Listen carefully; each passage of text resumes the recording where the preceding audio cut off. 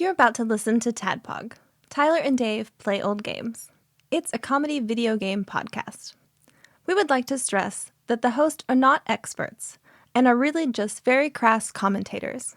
Seriously, this is an explicit podcast that happens to talk about video games sometimes. So please enjoy this pretty okay podcast with Tyler and Dave.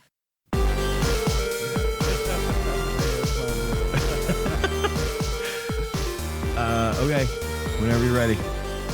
Hello, Internet. Hello! And welcome to another downright Texan TADPOG podcast. Yeehaw! Three old little doggies talking about Fievel going west. But before we saddle up and ride into that horizon, what have you guys been up to? Well, it's good to be back in the studio with you guys. Yes. I've missed being here. Yes. And I've hated sitting in my office and then having to mix down the show with 3 separate tracks. Yes. That's a pain in the ass, but whatever. Yeah. Anything for good content. Thank you for doing it. No, anything for content. It's anything for content. Yeah. let's not qualify. Anything for asterisk content. Yeah. It's good. Let's not qualify the content. We'll put the asterisk next to good. Personal results may vary. I have been watching stuff on TV, which is weird. It's this new thing I do. Yeah, it's crazy. I started watching. I watched a movie called Knox Goes Away. Knox. Knox Goes Away. Okay. Stars Michael Keaton. It's this year, 2024. Wow. It's about this guy who's an assassin, Michael Keaton, and he finds out that he has a terminal condition where he's losing his memory, his ability to function normally every day. It's like dementia, and he's got a lot of things that he has to kind of get set right before he cashes out and retires from business. Did I kill that guy? Did I not kill that guy? So you've seen it. Is that what you're saying? No, I just wrote it in my head. It's a spectacular movie. Okay. It's not funny in any way. It's not a comedy. It's a drama, but it's it was a surprise to me. I don't normally buy in for those. Like, Tanya brought it up and started playing it, and I found myself really getting into it and being interested in it. I do. It's one of Michael Keaton's best performances as far as I'm concerned. I do recommend it. 4 stars. Wisdom Sage says check it out. I watched another a series on Netflix that's starting to get a little traction out there. Also, you kind of get the impression on this one that you think it's going to be funny, but it is absolutely not. It's very dark as well. Had a bit of a depressing week, I guess, in my post-COVID recovery. This show is called Baby Reindeer. Okay. And it's on Netflix right now. Sequel to Baby Driver. It's a pretty no, it's not.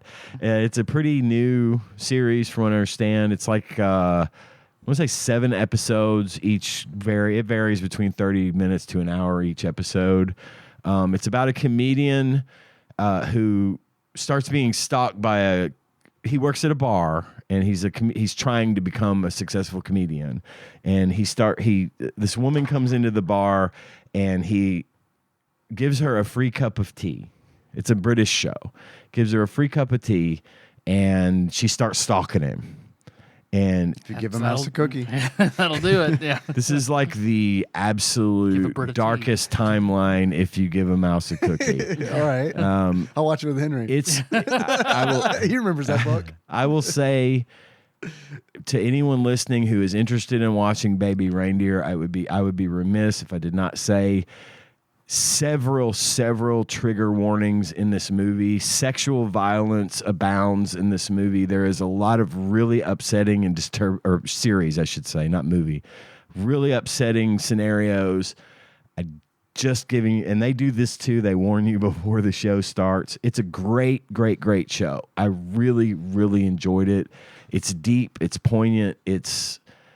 It's got a lot going for it in that regard, and I definitely recommend this one for anyone who's interested. But just be warned, there's a lot of shit that goes on in this movie that can make you very uncomfortable.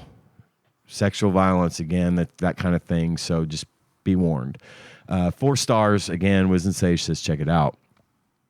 Makes me want to check Urban Dictionary to see what kind of weird, twisted sexual maneuver a baby reindeer is. It is not a sexual The maneuver. girl gives him a baby reindeer with a cuppa. It's brutal. No, that's not it. But they do get into what the baby reindeer thing. It's a nickname and why it means something to this person. So, yeah, for sure, give it a watch. Finally, I watched another show this past week. This one's a little bit even more obscure, but I definitely think it'll eventually get some traction. I'm not 100% sure if it's going to catch on,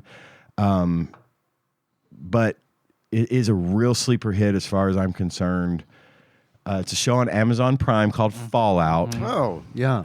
I've heard of that. Yeah, it's really obscure. Not a lot of people are talking about it right now. Based on a board game? It is, I think. I couldn't really, suss it out. Watched it all in one day with Tanya, and I loved it. That's like a third of a day. I loved it. Yeah. It was a great show. Melissa loves it too. Oh my God. Surprisingly, yeah. Tanya loved it as well, and she'd never even heard of. I mean, she'd heard us, like Gage and I we played Fallout, right? And she'd heard us playing and seen us talking about it years and years and years ago. But Gage convinced her to watch it with me, and she loved it. She thought it was great. Walton Goggins is the fucking man. Hell yeah. Hell yeah. He is absolutely right now, without a doubt, my favorite actor. Period. Who wants to suck an old ghoul's dick? Yeah, there is nothing.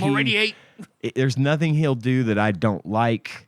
I am a huge, huge fan of Walton Goggins, and he does an amazing job in this show. It's Daredevil's lawyer friend? Huh? It's Daredevil's lawyer friend? Is that who we're talking about?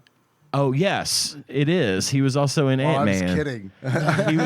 No. I was talking about Foggy. No. He was in Ant-Man, though. Walton Goggins was in Ant-Man and the Wasp. Oh, I haven't seen that one. It was the second Ant-Man movie. Okay. Yeah, he was in that one, too. And despite that movie being kind of shite, he wasn't shite at all. He was great. Cool. He's also in the Righteous Gemstones. Thank you. Which I found out he was talking to Seth Meyers, and he based Baby Billy partially on his own father. Oh, really? Yeah, he was like showing pictures of him and stuff. That's amazing. He knocked it out of the park. Really, everyone in this show did. It was superbly cast. The world around the Fallout world in the show was 100% as accurate as it possibly could have been. It was a lot of fun. It was super gory. The little shout outs, the little nods to the game, like the slow motion effect whenever people start getting shot and the bodies are flying around and it's all in slow mo like it is in the game. Or like there was a scene in one of the shows where the main character Lucy, she's walking through a still functioning vault, and all of the other people in the vault are just sort of giving her that weird look, and their heads are tracking her, and then they snap back to normal, kind of like in the game, the way the NPCs just sort of stare at you as you walk past. Little shit like that was like abundant. And even though Tanya didn't have a frame of reference, she still really, really enjoyed it. So it's a great show, 100% worth the hype. I cannot wait for the next season. And Walton Goggins has said like he's never played Fallout and he's not going to. That way he can still keep an outside perspective to the like showrunners getting too bogged down into game things. Yeah, so it stays a reference from outside to inside. And I think that's fair. That is controversy about, because I'm not super far into Fallout, and I don't know that I'm not super far into Fallout, the TV series, the streaming series. Right. And I'm also not like super well versed in Fallout lore either, but I've heard like there's a controversy about like New Vegas essentially is not canon, and like they don't recognize some things that like a lot of Fallout fans find to be like very important. Have you heard any of this? I haven't heard any of the but it doesn't surprise controversy. me since it's Obsidian. Like Yeah. I'm not surprised. Well, they make a reference to New Vegas in the show. Can you tell me what that is? I think without spoiling anything, it's referenced near the end. Okay. Almost implying that the next series, the next season or whatever is going to possibly involve New Vegas in some way. Okay. And that may be where they're getting I wish I bent had out more of shape. information for you. Because to be perfectly honest, when I was hearing about it, it was all so over my head because, again, I'm not like steeped in Fallout lore. Because I'm only on episode 5. Yeah. So I haven't even gotten to. There is not a whole lot of references to it until the very end. And really, even then, it's only one. Yeah. And all it is just an implication that something may be happening that might be taking place in New Vegas in the subsequent seasons, or it may get an honorable mention or a quick, I don't know, but there wasn't a whole lot of New Vegas reference in the series that I could tell. There was some stuff here and there that's kind of common that would have possibly come out in New Vegas that wasn't maybe in Fallout 3. But for the most part, I didn't think it was worth getting bent out of shape about because, frankly, I love New Vegas. I don't care who. New Vegas is my favorite one, hands down. It's great. I love I all loved of them, it. but New Vegas is my favorite. And for a company to come in, and I feel like they did a really great job of integrating the story Hell yeah. into this. And I don't think it was as, fine. You want to get bent out of shape about Bethesda not doing it. Well, that's not a good reason. Not in this case, because I don't think they did anything wrong. I think they did a great job, and I think it absolutely has a place in the series, in the streaming series as well, because I think it's relevant. Oh, I think that would make a great season for them to go there and just be in New Vegas doing shit. Well, and that's kind of the implication. Again, it's not heavy. It's the literal last thing you see. Yeah, give me Caesar's fucking Legion, man. Yeah. Yeah, exactly. I love it. But I found the controversy. I do want to talk about it because I want to know more about it because I don't really understand it. do you want to know more? I do, but it's also like this article is like, hey, this is like spoiler stuff before the series. Oh, okay. So I also don't want to. Well, when you get finished with it, if you want to bring it up, Yeah. we can talk about I'll it, look more into it. unless I just you're feel, worried I about feel, it. No, I just feel bad because I brought it up and have nothing to. oh no, I was hoping to. Honestly, to yeah. be perfectly honest, I thought it was something that you guys would know about. Yeah. Because Tyler, I know you love Fallout, and Yeah, so much. but me too. yeah, I don't want to go any further because I don't want to.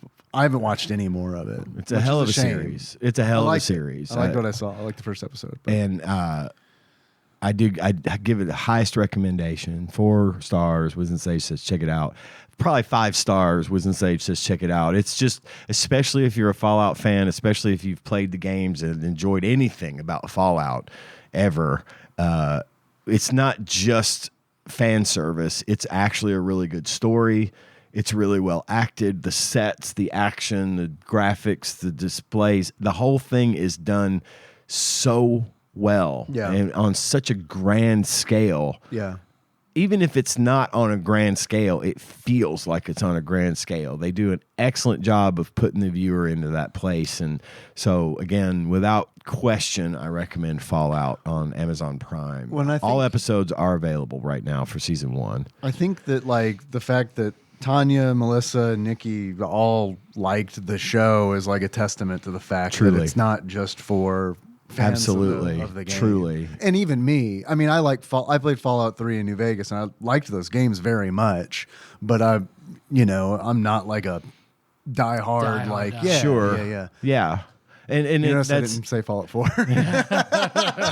You're absolutely right. It is 100% designed to be watchable and enjoyable by someone who has never known even the slightest bit of anything about Fallout. And that I don't know if that applies to Melissa. It definitely applied to Tanya. Pretty much. I mean, she knows enough of like what I've mentioned in passing. Sure. Same. That's kind of the way it was for us. So yeah, for sure, it's big deal. I loved it. I'm glad they did it right. The rumor is, at some point down the road, Amazon is supposed to be carrying this Dark Tower remake. Is that a rumor? Is that a real it's thing? I've heard about that for a long time. It's a long-winded rumor. It's been going for a while. It needs to be a series. It doesn't need to be a movie. It is, and it is planned to be a series. And Mike Flanagan is supposed to be the guy doing it. Who is that? He's done it. He did like Follow the House of Usher. Oh right. Oh yeah. I think I had mentioned this it before. I must have forgotten it. Then that sounds like the name of a character who would be in the Dark Tower. Mike Flanagan. Yeah, he does. It really does. So if he's gonna do it, what, do you run like a boat shop or something? if he's gonna do it and they'll give him the money to do it all the way, then Hit your head, you woke up in the wasteland. it'll be fine. Cy It'll be Flanagan? fine. Cy Flanagan. But if they put even half the effort into this thing, this Dark Tower, if that ever comes to pass, as they have with Fallout, that bodes well as far as I'm concerned. I don't know. So I'm like, I don't want to hijack your Go ahead. your bit, but Jack it off, baby. Jack away. shoes on, jacket off. I'm like 2 hours away from finishing Dark Tower 7. And I'm 2 hours into Dark Tower 7 now. Catching up. And man, as I've been listening to these books, I've constantly been thinking about how you could do this. Me too. As a film or series adaptation. The film I'm thinking adaptation tabletop, but yeah. didn't work. Sure. The film adaptation didn't work. Series is the only option at this point. There's so much in these books that like doesn't actually happen. It's like, and by that I mean it's like they're not things that you can show on a screen. Right. You know what I mean? Like stuff's happening, but a lot of it's like explanation, you know, or it's I don't know. It's Or a random side character gets like a weird chapter where they explain something. yeah. Like what the lady who Susanna got her shoes from. Yeah. Has like a Oh, and I whole love that. chapter. And that Dude, I should was be the so opener. I like reading like that, Yeah, but I yeah, could see yeah. where like they'll probably cut that. No, that's an Well, I don't episode. know though. That's a whole episode. That's on the show. That could be the intro to an entire show, an entire, like the opening sequence is some woman walking through New York, right? Oh, yeah. Then suddenly out of nowhere, here's Susanna or Mia or whatever you want to call her. Yeah. But it's I've been doing the same thing, which is almost like pseudo writing a screenplay in my head, Right, Of yeah. how Sure. would we shoot this? How would we It's hard. do it? It's Is tough. what I've found. I'm not like a director or anything. God, I know, right? I couldn't do it. I could give ideas. I could be part of the, brain Ooh, trust. that's bad. I could be that guy. The Focus group. The focus group, yeah. Yeah. And speaking of the Dark Tower, of course, I've been finished with it for a while. I also went through Wind Through the Keyhole. I was talking to Dave a little bit about that.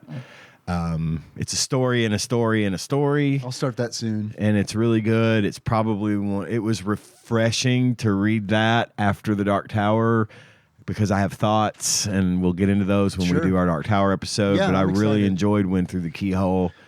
And of course, I ordered that, so. okay. Yeah. The book I'm on now is Insomnia, which is heavily referenced in the Dark Tower. You might say. You could say. That's one way of putting it. I had already read it. I have the book. I have read the book years and years and years and years ago when it first came out. We bought a copy and read it. Great book. When did that come out? Like 92, 93. Oh, okay. It was It's more recent. a long than time ago. I mean, Yeah, well, it's more recent than I thought it would be. It isn't one of his it wasn't like back when It and all that. Right. This was written post or during the writing of the final books of the Dark Tower. And they're tied together loosely. It's not about gunslingers and stuff. Speaking of it, I've got some questions. Okay. They'll come up, I They'll guess, in come up, Patreon. yeah. With Odds Lane. Yes. Okay. But Insomnia takes place in Derry, which is That's where it's It Derry. takes That's place, where right? it takes place, and several other of his stories mention Derry. I think isn't Derry at one point mentioned in the Dark Tower series? Yes. I can't remember when. Yeah, I can't remember when either, but it features heavily. And I want to say, I don't think it's not the town that they talk about in Needful Things. Needful Things is another really good one. I haven't read that one. I always want to say it's Derry, but it's not. But anyway, Insomnia is a pretty good book, and I'm about third of the way through it, and there's already references to things that are from the Dark Tower, and it's just another one of those ways that he's trying to tie everything together. And I do remember more about this book than I did about the Dark Tower 7 or Song of Susanna. But yeah, it's real creepy. It's real like mind fucky. It's a good book. So I'll update everyone on that when I finish it again. And finally, I would like to talk just very briefly about Overwatch. Our Lord and Savior Jesus Christ. Our Lord and Savior Jesus Christ, also known as Overwatch. Yeah, everyone come into my streams, and this isn't Ian playing Overwatch. I haven't had a chance to stream in a while. I got to figure some shit out on that because my lighting sucks, my audio sucks, I'm streaming through the Xbox and it's having trouble and it's not syncing up properly. I've got some technical issues to work out. So I may just do some no camera, just straight stream Overwatch, and maybe I'll get on Discord and talk to people while I play. I don't know. You can stream to, I don't know if you can stream to Discord from Xbox, but streaming to Discord's a thing. Oh, okay. I've done that a couple times. I'll have to look through. It's fun. At that. It's more intimate than like streaming to like Right. Twitch. Well, I've got a platform that allows You me can to kiss on Discord. yeah, they don't let it's you a lot do more that intimate. on Twitch. I- You can't focus on a body part on Twitch. That's That's right. That's the latest The rule. feet thing. Yeah, happened. it's not ambiguous at all. It's not an ambiguous, another ambiguous rule for 'Cause- Twitch, where they no. just like Who's the deem big- something as a body part or Jeff Bezos strikes again. Because I saw it was a TikTok about the brilliance of Amaranth kind of skirting all the Twitch rules, like Yeah. just barely. Like her being in a swimsuit. Well, you can't be in a swimsuit unless it's beach related content. Right. So she has the She has smallest the kiddie pool. pool Yeah, right that's where that beside came her. from. So everyone started doing that. But it's like, on one hand, it's like I don't know what to believe, because Twitch doesn't want to like ban a huge moneymaker on their Yeah. platform. Right, exactly. And also, like, people talk about the controversy, so that's just advertisement for the platform. It's no press is bad press. Yeah, kind so it's one of stuff. those things where it's like, I don't know, man. Like, I'm I not guess like they a have to conspiracy keep- theorist, but like, what's going on here? Is this like an intricate marketing Yeah. thing? You know? Yeah. or do they have to keep like to marketing, like to the sponsors? Like we're trying to do something about it. Yeah, maybe. And that's just further, it's just Yeah, call as a wheel. maybe. Yeah. The problem with it all is like, I don't know, man. It's not like TV. Like, and you're trying to show, this is YouTube as well. You know, it's YouTube and Twitch. It's like this new media where it's like, well, we're going to treat it like TV, and you run ads. But the thing is, it's like, it's not TV. It's, Right. It's so. It's HBO. Your advertisers, and it's not sold like TV ads. No. It's sold like web ads, where Yeah. it's like, yeah, okay, well, you sign up for this thing and we'll run them, and we don't know exactly. We'll run them where at it's gonna random run. times, and Yeah. unless your viewer is a subscriber to this service or that service or whatever, that's the ad-free option. And I still stand by my decision to subscribe to YouTube Premium, because damn, not having ads on YouTube is awesome. It's also one. Yeah, I also. I spend that money, baby, because I love it. I've switched to ad-based subscriptions on a lot of my streaming services because of the rising, like Amazon and Hulu and a few others that I had ad-free for the longest time.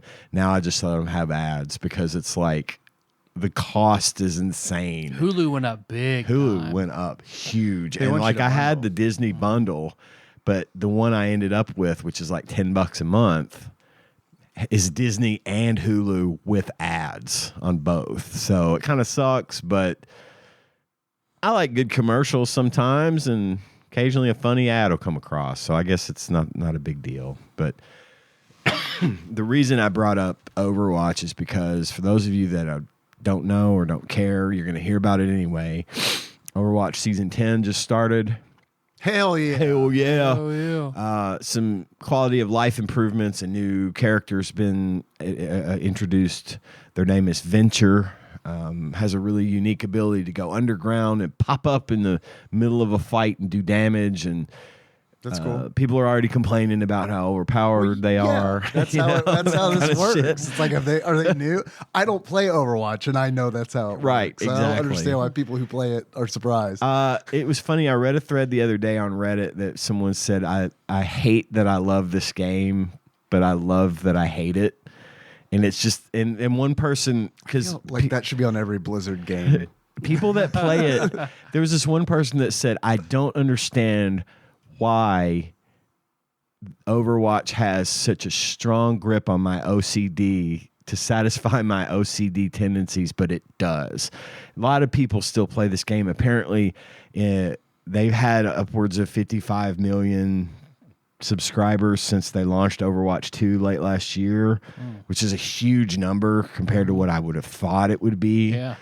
But one of the things I heard today, I watched a video. One of my favorite streamers, Overwatch streamers, he goes by the name Bro You Whack on YouTube, and he's really like hyper, and it's one of these. And I find myself, at first I was annoyed by him, and now I find myself entertained, and I laugh at him more often than not.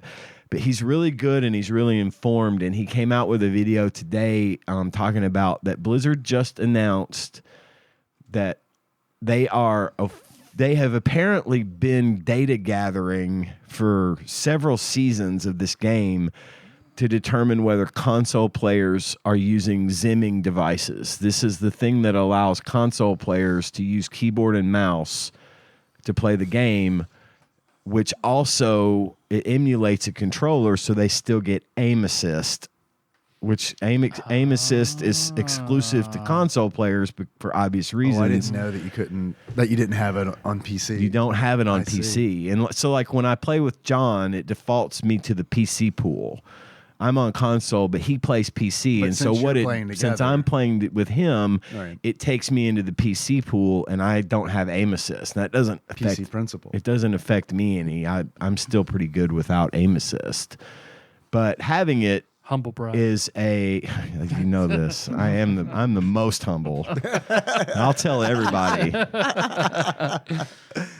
Humblest, even. I love peace. I'll do anything to achieve it. If you want peace, prepare for war. So these zimming devices allow you to emulate a controller, but you're using a keyboard and mouse. So you have that extra range of movement, you have that extra precision, and you also have aim assist. Now, they claim that this is only a thing in like the upper ranks, like Masters and Champion level, top 500 level, where people that don't want to lose their rank are using these devices. And it's like, I think it's bullshit. I think it happens at all levels. I think it's a lot of Smurfs that come in that are high level that restart their account and cycle through all of the lower ranks, and I end up getting stuck playing against them. And there's some that I just 100% know are zimming. I know they are. I can rewatch what they're doing. They're very tiny. They have to have help playing. Ian, that's not even fair. True. This guy, Bro You Whack, he was talking about how, for those of you that don't know, it's what Zim is. It's people with tiny penises use Zim. He was just, well, what I didn't know about him was he also plays console. He plays with a controller. And I thought that was really great because he's a really good player. And it was neat to see that he played that. But one of the things that they said they were going to do, Blizzard has said that we've been gathering data and reports for the last several seasons. And we're all disappointed in your browsing habits. And we now know we've told your mom. Send emails to your parents. Okay, delete account. We've told people, or we've said that they've apparently determined rather that how they can now tell whether or not people are cheating with these Zim devices. They have enough data to be able to reasonably tell the difference between someone who's cheating and who's not. And so what they're doing is they're saying, first of all, if you get caught using a Zim device, you're going to be banned for competitive for a month. And you can only play unranked, which is fine. And then they're like, however, if you continue to use a Zim device, we're going to know. And if you continue to use a Zim device, then your account will be forced into the PC pool and your aim assist will be disabled. So you'll have, if you are going to do that, then you got to play without aim assist and you're going to play with other PC players because you're using keyboard and mouse. Mm-hmm. And then they were like, also they implemented and if that continues past like season 11, then they're going to start permabanning anyone who's determined to be using a cheating device. Why permaban them though if they're routing them to PC? I think that's a great. It's a great idea. Solution. I think that I don't know if it's going to be a permaban. I just watched the video before I came in, so I wasn't able to really properly process it. I don't know I think it might be a permaban from competitive. Oh, I see. They're doing something. There is definitely a permaban involved at some point, but what they're essentially, this has been a problem since 2016, since this game launched. Yeah, I remember looking into it. Yeah, and being like, "Hey, how much is this?" Right, and it's like expensive because my computer sucked. Right, and you wanted to play. Yeah. Well, and that's the thing is I never understood why they didn't give you the option on console to use mouse keyboard but play in the PC pool. Like it'd be great. Yeah, totally. And it turns aim assist off. Right. That would be great. And if there was a way for them to one or the other kind of thing, you know, honestly, if they would just allow keyboard and mouse support. But then that way we know you're using keyboard and mouse, therefore you're in the PC pool. I would actually like that a lot. Yeah. And it would be more convenient. It would save you from having to have a full-blown PC. Yeah. Yada, yada, yada, if that's what you wanted to do. Yeah. So the point of all this was that for years this has been a problem, and now they're finally taking action against that. So I thought I would bring that up because it was very meaningful to me, and I know there's a few of you out there that listen or that play Overwatch, so check that out if you're interested in their new Zim ban. And I think that's all I got. Had a lot to say today. Yeah, I haven't seen you guys in a while. I missed being here. It's been a minute. I'm glad you're better. Thank you. Me too.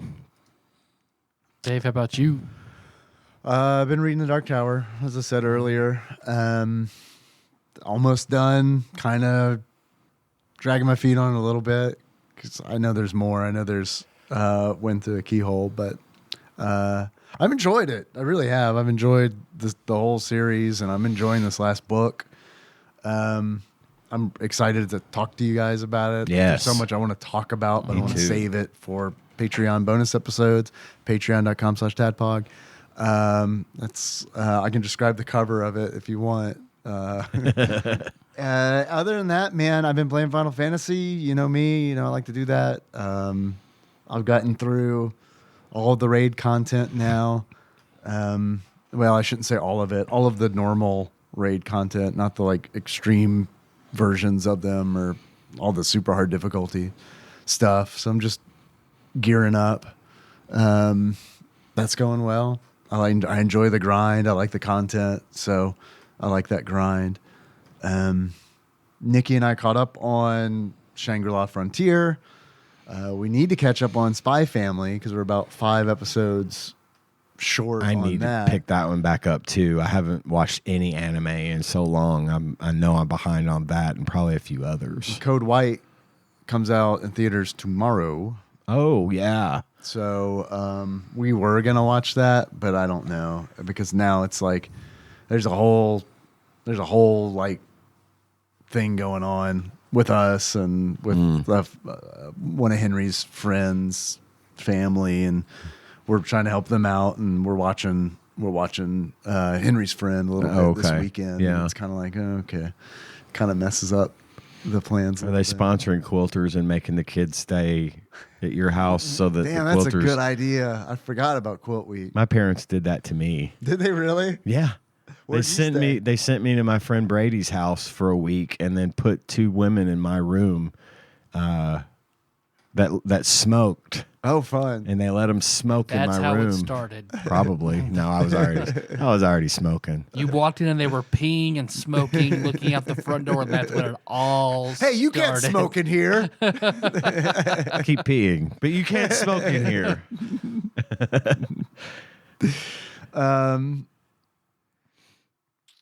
Been watching The Critic.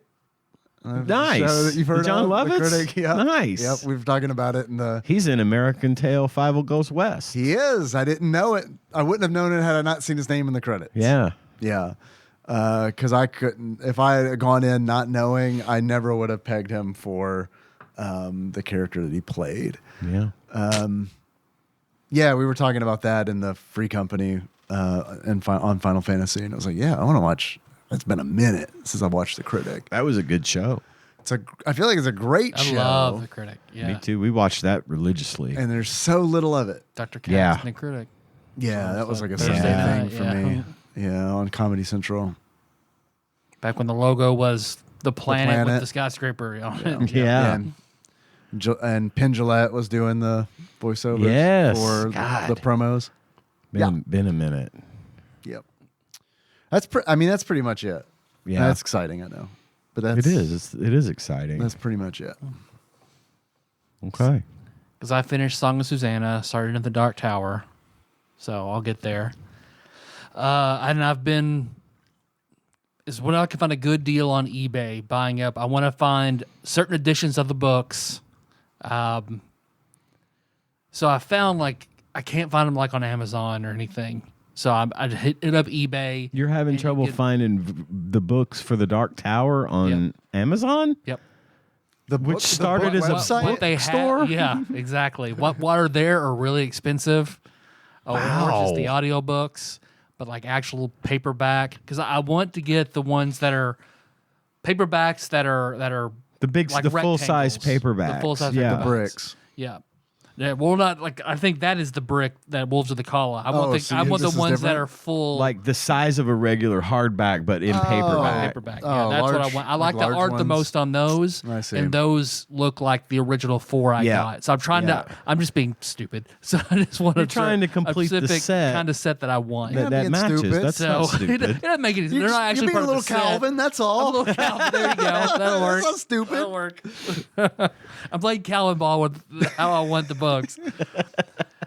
So, Calvin Torin, man. and basically, I have to get on and buy from a bookstore, and they're super cheap. They're like $4, free shipping, but you don't know what you're going to get.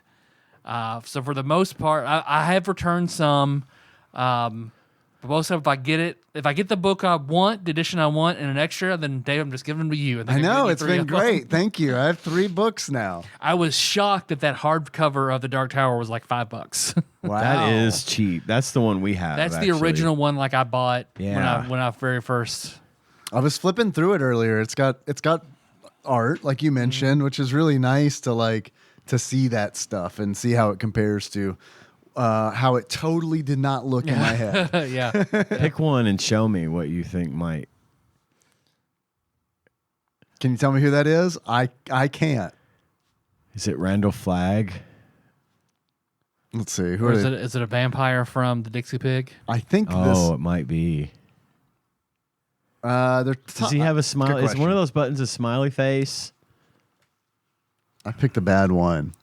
Yeah. Yeah, that's Randall Flagg. If it's Okay. a smiley face, then it's Randall Flagg, Yeah. Okay. which is not how he looks in the Stand Yeah. TV series from the 80s. So it doesn't look right. Also, super not what he looked like in my head. Right. Like 100%. I not what can't he help looked like but in my picture head. him as the guy from the Stand TV series, the one with Gary Sinise and Molly Ringwald. I haven't seen that. Yeah. He's got like a mullet and stuff. That but fits more. he's my first. Well, it's he's like the funny. doctor. He's my first Randall Flagg. It's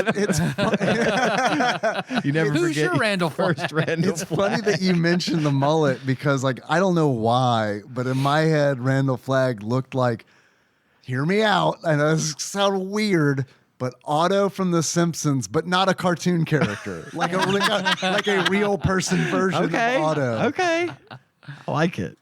Not dressed like him, obviously, but Randall Flagg getting blotto. So I think I found some with actual pictures. So I think I have on the way. So like the next week, I should have my full set of Wind of the Keyhole, all the books, and then I got a copy of Everything's Eventual because the standalone Little Sisters were weirdly expensive, and I can't find a non-signed copy. Weirdly expensive is an understatement. Yeah. Ridiculously expensive might be more accurate. Yeah. Jesus Christ, those were high. Yep. $1,700. Yeah, it was when they were signed, but Some of the first editions of the Dark Tower, like that I had, are now pretty expensive too. Yeah. But I'm also buying I bought both concordances, and then I'm buying the comics that aren't retellings of the books. The comics that are new information. Yeah. So far, my favorite one has been A Gunslinger's Guide to Gilead. Oh yeah. And it's like just Gilead world building. All the towns. It's got bios of like all the gunslingers and shit like that. Oh, I'd love to see that. And that's I really, really like that. I like the Long Road Home was also really good. It shed light onto something because it backed up a lot of. I'm keeping track of theories that I have for us to discuss on the Patreon, and the comics are giving me more ground to work with on some theories. You that are I a have. Calvin. Yeah. That's what they're called, right? Yeah, the Calvins, yeah. That like gather all the researchers lore for and for the TET, right? For the TET Corporation. Yeah. Oh, spoilers, maybe. For anyone listening, oops, sorry. No, yeah, that's correct. You got it. So, because I do want to do a tabletop of this eventually. So that's part of when I saw that wasn't a lot. I was like, I'm gonna have that. I've been fleshing out my character for this tabletop in my head, so I'm excited to do that one. That'll be fun. And because then there is one. I remember there's one blurb in the book that talks about like Roland needing his guns in the tower. It was necessary for him to have his guns. Yes, his father's guns, Arthur Eld's guns, to get to the tower. Correct. And I was like, I wondered like. Why? Why are his guns different? It's finally explained in that Guide to Gilead. They're forged from Excalibur. They're forged yes, from I Excalibur. did not know that. Yeah, they mentioned that. It's mentioned, and I just heard it. You'll like, get there because he actually explains it in the 7th book. Yeah. Okay. But it's like the way to get in. It's Well, see, that's another theory that I have. Okay, spoiler. Okay. Yeah, I'm not getting. Don't spoil it for me. I'm not trying to like. It also break mentions the anything. sandalwood. Does it say about the sandalwood grips being different too? Or It just, mentions sandalwood, but I don't know. I don't recall hearing anything about what the significance. Yeah, of the Stephen sandalwood. Jeschain's bio also says the sandalwood grips on those guns are different from all other sandalwood grips. Okay, see, I don't know about They retain that. their smell 30 generations because Roland is the 30th generation of Arthur Eld. Right. Okay. I didn't know that. I thought it was a lot more recent than that. I didn't but know that either. Yeah. I wouldn't have thought it was that far removed. Yeah. I mean, I knew he was direct descendant, but I also didn't know if it was like he was a direct descendant or like adjacent, kind of like the way that Eddie and Susanna are all say, I'm Eddie Dean from New York, line of Eld kind of thing, but he's a direct descendant, like from a bastard line, I think, pretty much. But he's Okay. still the last descendant. Gotcha. The 30th descendant. But yeah, they're all breaks down all the stuff like every town, what they specialize in, how they played into Farson's plan, and it's really cool. I really like a lot of the comic stuff. I actually see what Court and Vinay look like. Oh, nice. Because the art on those is better than the ones in like A Long Way Home. I don't like the art style like at all. Yeah. It looks weird. I've seen the illustrations from that. These look a little bit better. I like the way they did Court and Vinay, and like basically that's one like a sub quartet of Stephen Deschain is him and Court and Vinay, and then they talk about Cuthbert and Elaine's fathers and how they did what, and it's interesting. I'm enjoying finding out more that will be important to a tabletop game. Yeah, is this a book? It's a comic. A comic, right? Okay. So, and then because like they redid the Gunslinger in comics, I don't care about that. They redid Little Sisters in comics, I don't know, that's a book. So it's just the stuff that the Battle of Jericho Hill, The Long Way Home, and then there's and the Fall of Gilead are what I'm trying to collect. I think I have 2 more that are on the way that I'll have all the comics that I want. Okay.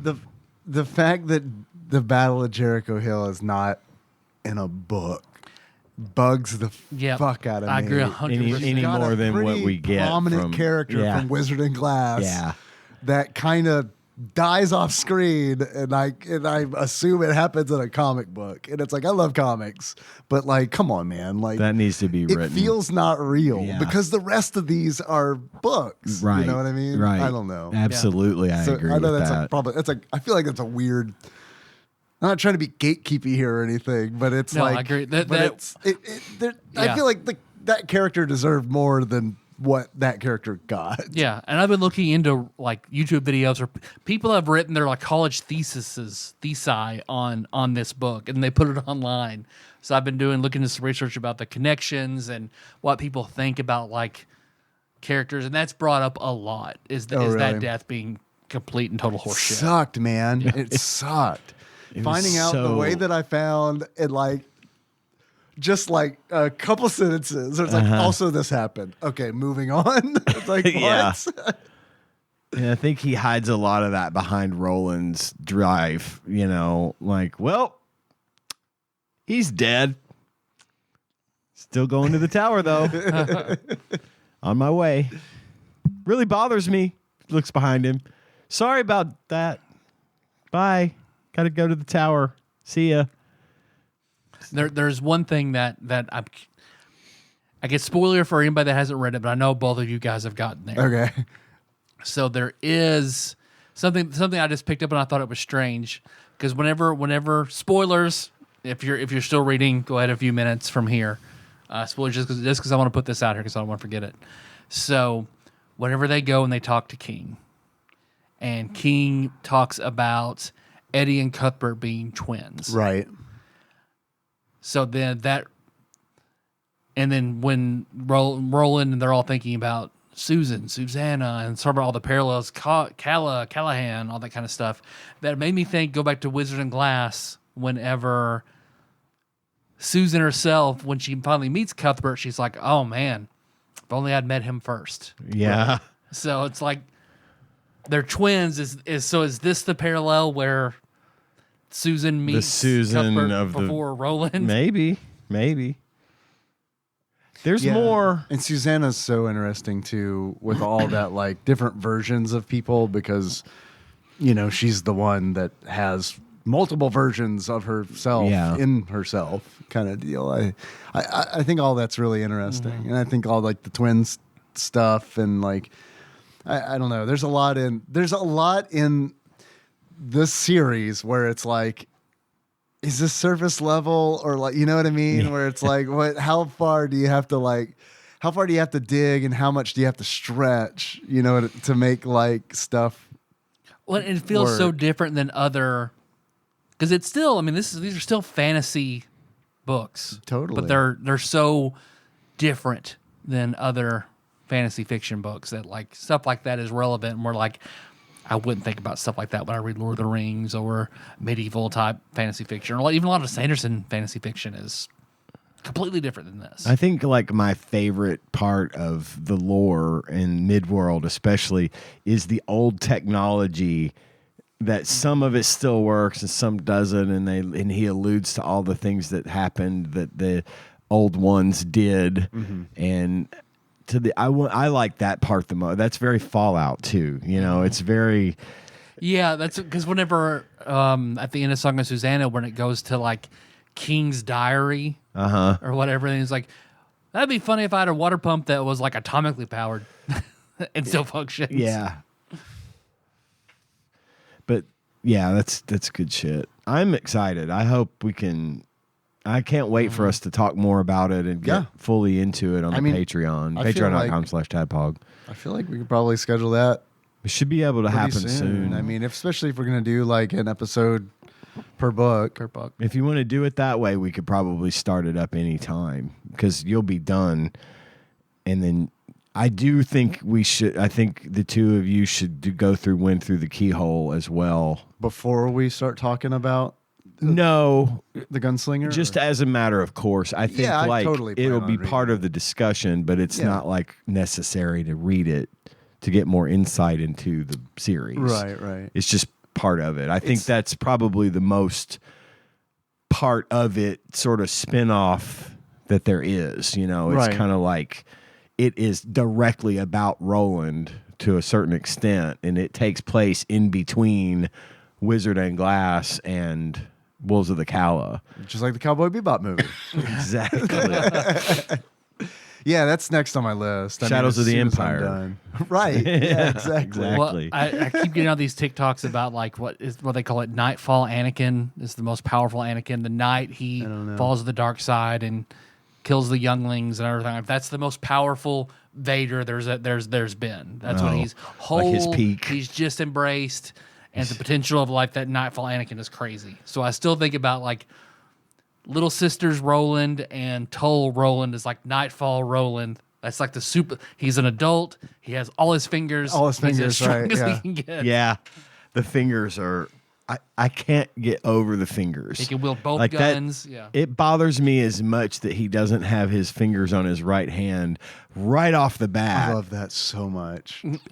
I love it too, but I can't help but dwell on it. Like he probably does. Yeah. You know, No, that's one of the reasons I think it's great. Never far from my mind It fucks him up like right from the start. right from the beginning. He's at a disadvantage. Yeah. It's like, oh, You do man. see him kill a whole town, then it's like, man, what can't this guy fucking do? Oh, okay, never mind. Yeah, I mean, I love how it happened.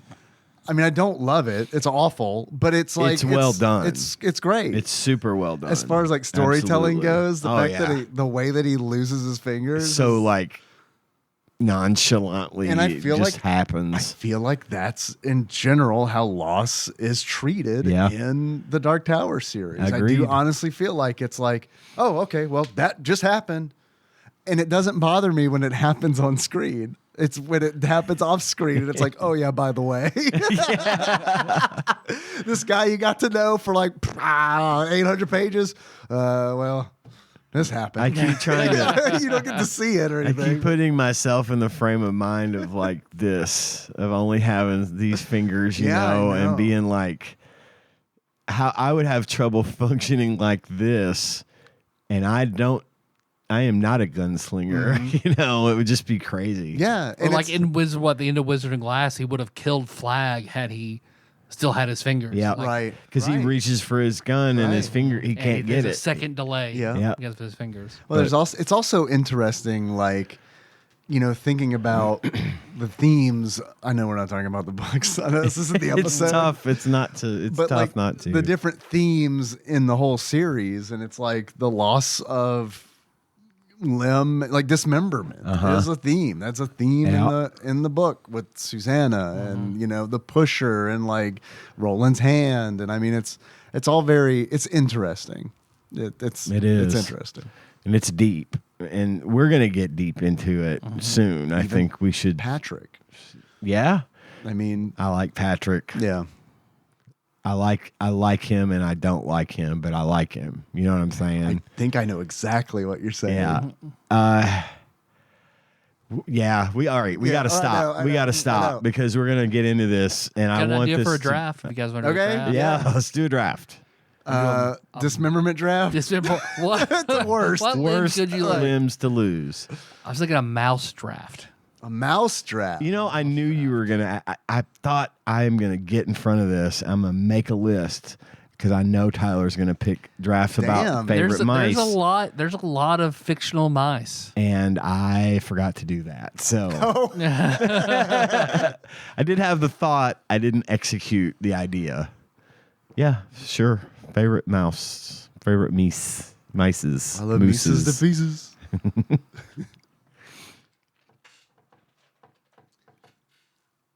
All right, Dave. 2 numbers, 1 through 6. 1 and 6. 1 and 6. Ian. 3 and 2. Then I'll have 4 and 5. 2. Me, Ian, me, Dave.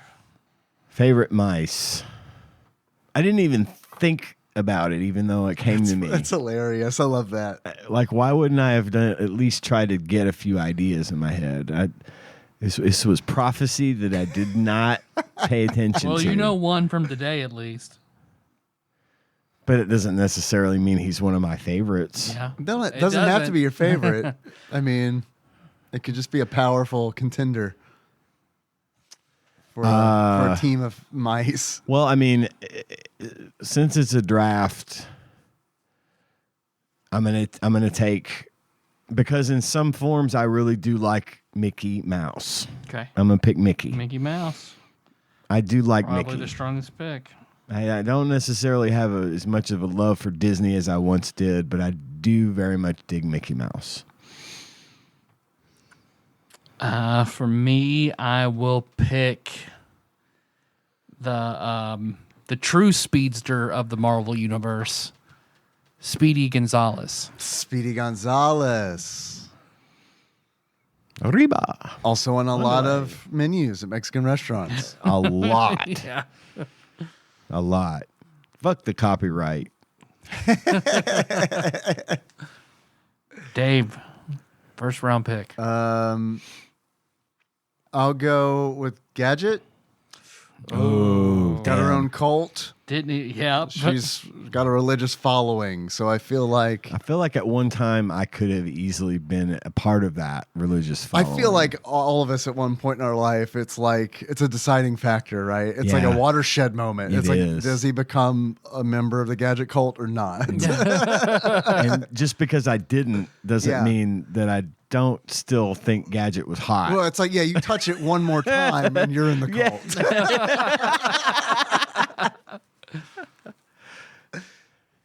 Ian, number 2. Jerry of Tom and Jerry. Jerry. I don't think Jerry Stiller. Jerry Stiller in mouse form. Oh man, the strap you just busted the strap wide open. I love it. Man, No rules, just right. yeah, all our drafts are broken going forward. Brought to you by Outback Steakhouse. My number 2, in honor of Andy Kaufman, Mighty Mouse. Yeah, that's Oh, good. hell yeah, Mighty Mouse. Here he comes to save the day. Dave, number 2. The Logitech G600. That's my mouse choice. Damn, I didn't even go there. Got so many goddamn buttons on it. It does. It really Got does. so many buttons. It's got an alternate. It's got a third mouse button where you can hold it down and then shift all of your keys that are on it. Man, It's too many I can buttons. almost play Final Fantasy 14 one-handed. One-handed. Almost. Ian, number 3. Danger Mouse. Damn it. Danger Mouse. Damn it. Damn it. Damn Ba-dum, it. ba-dum, ba-dum. Have we done a mouse draft before? We haven't. We have talked I don't about think cartoons so. and Okay. Danger Mouse came up. But I'm also like, but I'm pretty sure Mighty Mouse came up, but I don't know if it was in the same draft. Uh-oh. Now you got What do we me do thinking. for Tom and Jerry? Huh? The Tom and Jerry game. What kind of draft did we do for that? I don't think we did a mouse draft. Otherwise, we remember Gadget. We remember we picked Gadget in the Yeah. mouse draft. I don't care. Right, This yeah. is fine because this show is about an American tale which involves a mouse. It's relevant, and you can compare and contrast our answers from before if we did it. Otherwise, shut the fuck up. So you picked Mickey. I will grab Minnie as Minnie. my third round. Dave, number 3. That's all of them, right? That's all the That's mice all the ever. mice, right? Jerry? You said I Jerry, said Jerry. but it was Jerry Stiller in mouse form. No, it was Jerry from Tom and Jerry. I was just riffing on what you said. I guess I'll go Fievel. I mean, I guess. I mean, there I guess I'll go Fievel. Shit. Okay, I just brought up famous mice, and there are hundreds. We're just not thinking. I don't believe it. Well, I know one that's not listed on this list. I mean, there are some from Mars. Oh, do they ride bikes? There's some from the Animaniacs. Oh, yeah. There's a Muppet we didn't name. Oh, that one. I think Rizzo? Well, I guess that's I think a rat. he made but my. I think he made my list. He was drafted. Of Muppets. Yeah. But we just didn't draft him for a mouse. There are Right. some from Cinderella. There's Gus? from Dilbert. Yep. There's Dill Mouse?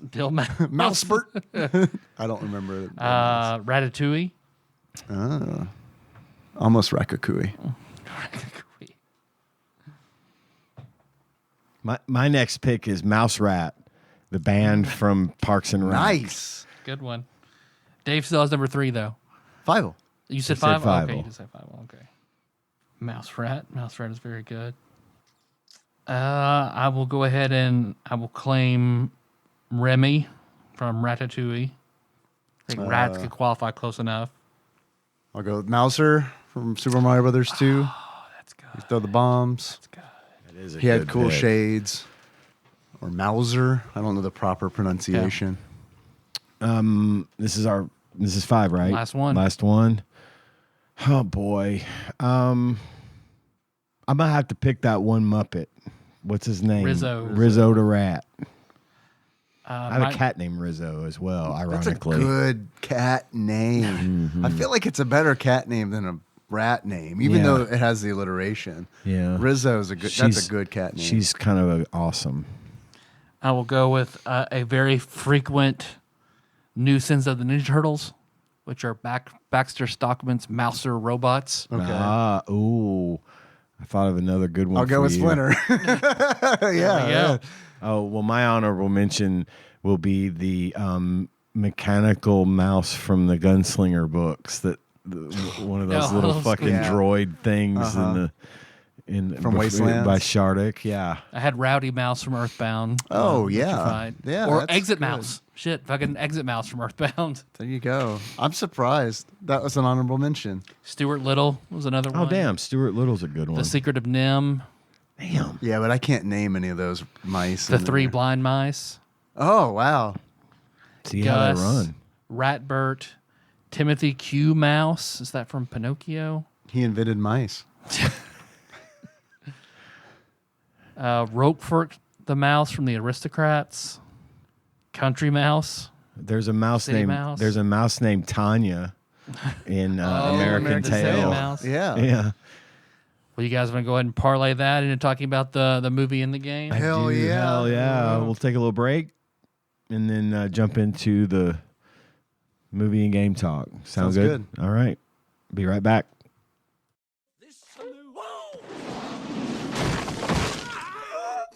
Pussy, pussy, pussy, pussy, pussy, pussy, oh, pussy.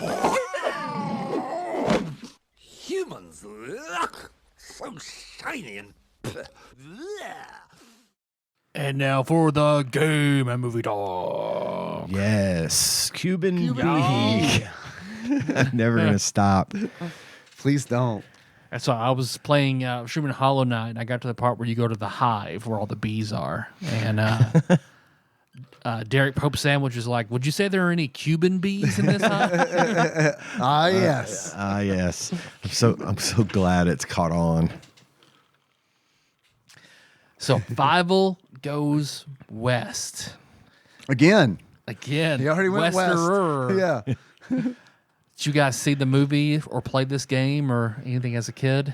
Nope. No. I've never seen An American Tale. Even up till now, I haven't. That one, This is- that one I saw. An American Tail, the original. I remember seeing that one in the theater. I think my mom took me to that one. It was either weird. You'd think I would know the difference between a theater and school, but it was either a theater or in school. Well, I know based on I both. never saw it. I know the song Somewhere Out There came from the first movie, which I didn't know. I just thought it was really? I just thought it was a Linda Ronstadt song. Yeah. Turns out it's from An American Tale. Yeah. Also scratchy. I want to put scratchy on the mouse draft. Oh damn. Sorry. Oh, you're good. And what I could gather from watching An American Tale, Fievel Goes West, is that these were some Russian mice that came to America. Yeah. And found tried to Mouskowitz. get away from Mother Russia and go to America to make their way in the world. Yeah. Mouse immigrants. Yeah. I learned all I needed to know about American Tail Part 1 from an American Tail Fievel Goes West. I don't know. I sussed it out. Yeah. I'm not watching the first movie. Man, it's a shame. It's not for me. I totally get it.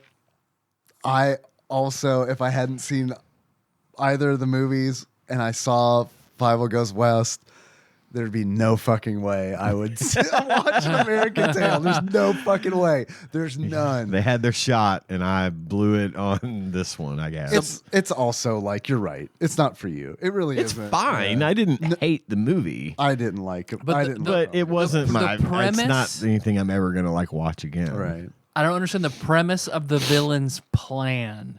Well, yeah, why not? I told Nikki, I was like, we're watching, I was like, why doesn't this motherfucker just eat them now? Yep.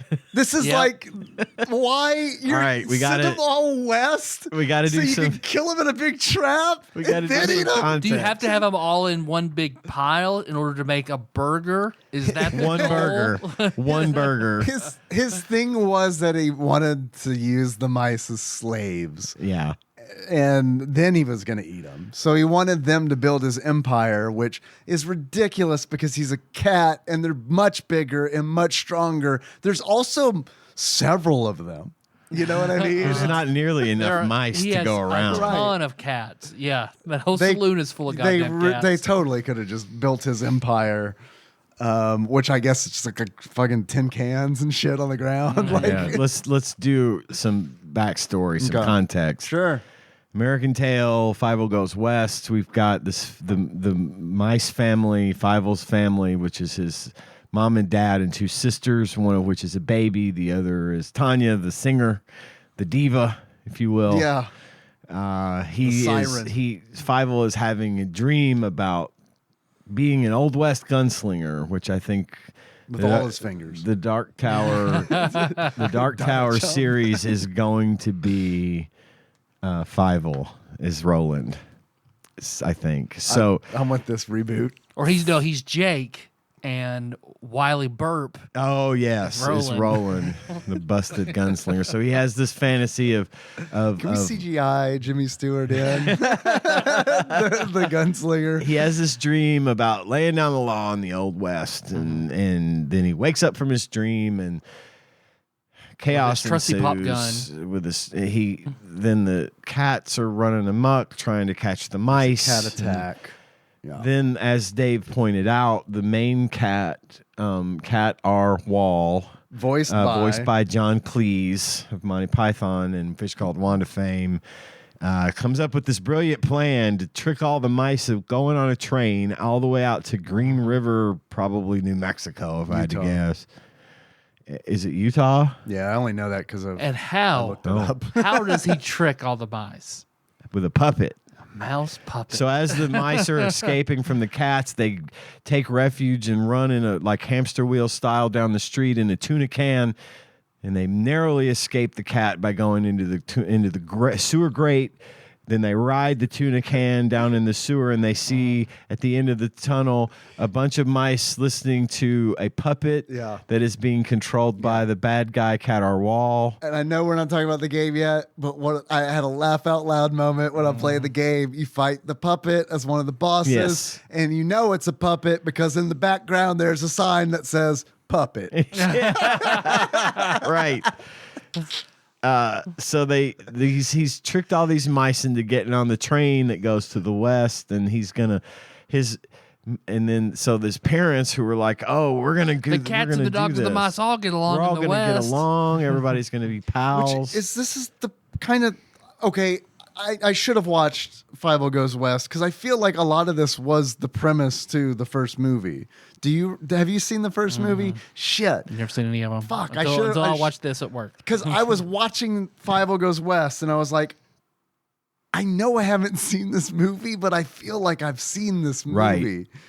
I feel like there's a formula Yeah. that they probably just followed. I can't back that up, but that's what I mean. Yeah. It totally felt like I've seen this before, except they didn't go to Utah. Right. So on their way to on the train to Utah, Fievel gets curious and makes his way into another car on the train, and he overhears the cat's master plan, which is, oh no, we're going to be real friendly to the Mycee, because if you're friendly to them, they listen, and then we're going to exploit their labor to build our saloon and build our little stake in this town. And then after that, we're going to have this giant mouse trap, and we're going to get all the mice in one place and squish them and turn them into a burger. One mouse burger, apparently. Well, Fievel hears this shit, and more chaos ensues, and Fievel gets kicked off the train, falls off the train, and he's left behind. His best friend is a cat. And his best friend from New York is a cat, who is Tiger, who is voiced by Dom DeLuise from Cannonball Run fame. Very DeLuise. Not very Dom. Well, yeah. Very bottom, very DeLuise. Very sub-Dom. The cat who is Fievel's best friend, this is Tiger, tries to catch the train, gets chased by dogs, makes a bunch of dog puns in the process. It's a pun heavy. This is puns on puns. And eventually the Tiger, the cat, is left wandering through the desert, trying to make his way to Green River, actually encounters Fievel, Right. and they both assume that the other is a mirage because they've both been without and walk right past each other. I'm glad I didn't see it as a kid, because I would have been so mad. Yes, it's About frustrating. them But the mirage passing. thing, yeah. Tiger ends up getting caught by a bunch of mousehekins, or Native American mice. Not at all racist was this scene. Jesus Christ. I mean, it was the most fucking cliche. It was horrible. But they catch this big cat, and they're going to eat him. They're going to roast him and eat him. And then it turns out they think he's their god, because he looks on the spit over the fire, his legs tied together. He looks like roasting Tom DeLuise. they're spit roasting Tom DeLuise. Motherfucker's airtight. These mice think he's God. It's a good band name. Spit roasting Versus the Tom world. DeLuise Airtight Dom DeLuise. 12-foot airtight. Tom DeLuise. So because he looks like the silhouette of the mountain that they live under, they think he's a god. And so meanwhile, Fievel gets hunted and picked up by a hawk who flies back, and he's flying with Fievel in his claws over the Native American village or campground or whatever. They start shooting off fireworks, which scares the hawk. That was odd, wasn't it? Yeah, Does it explain how they had fireworks? No. Okay. They're Native Americans. They have fireworks. Again. Come on. Does it explain? I don't. I'm surprised they didn't have him fucking with a fireworks stand on the side of the road, like Joe Dirt style. I mean, The it Joe was Dirt just, mouse. Like, Well, I just thought they maybe, don't have any fizzy wicks. I thought maybe Don Bluth just confused Native Americans with like ancient Chinese people. maybe. Native Americans have been in fireworks, right? Yeah. We traded with the Chinese immigrant roll worker mice that are just over. Yeah, they cut road. that scene. Yeah, Well, very glad. so the fireworks scare the hawk. The hawk drops Fievel into a bowl of water. Tiger finds him. They reunite, and Fievel's like, "Oh, great, come with me to Green River." He's like, "Nah, fuck that shit.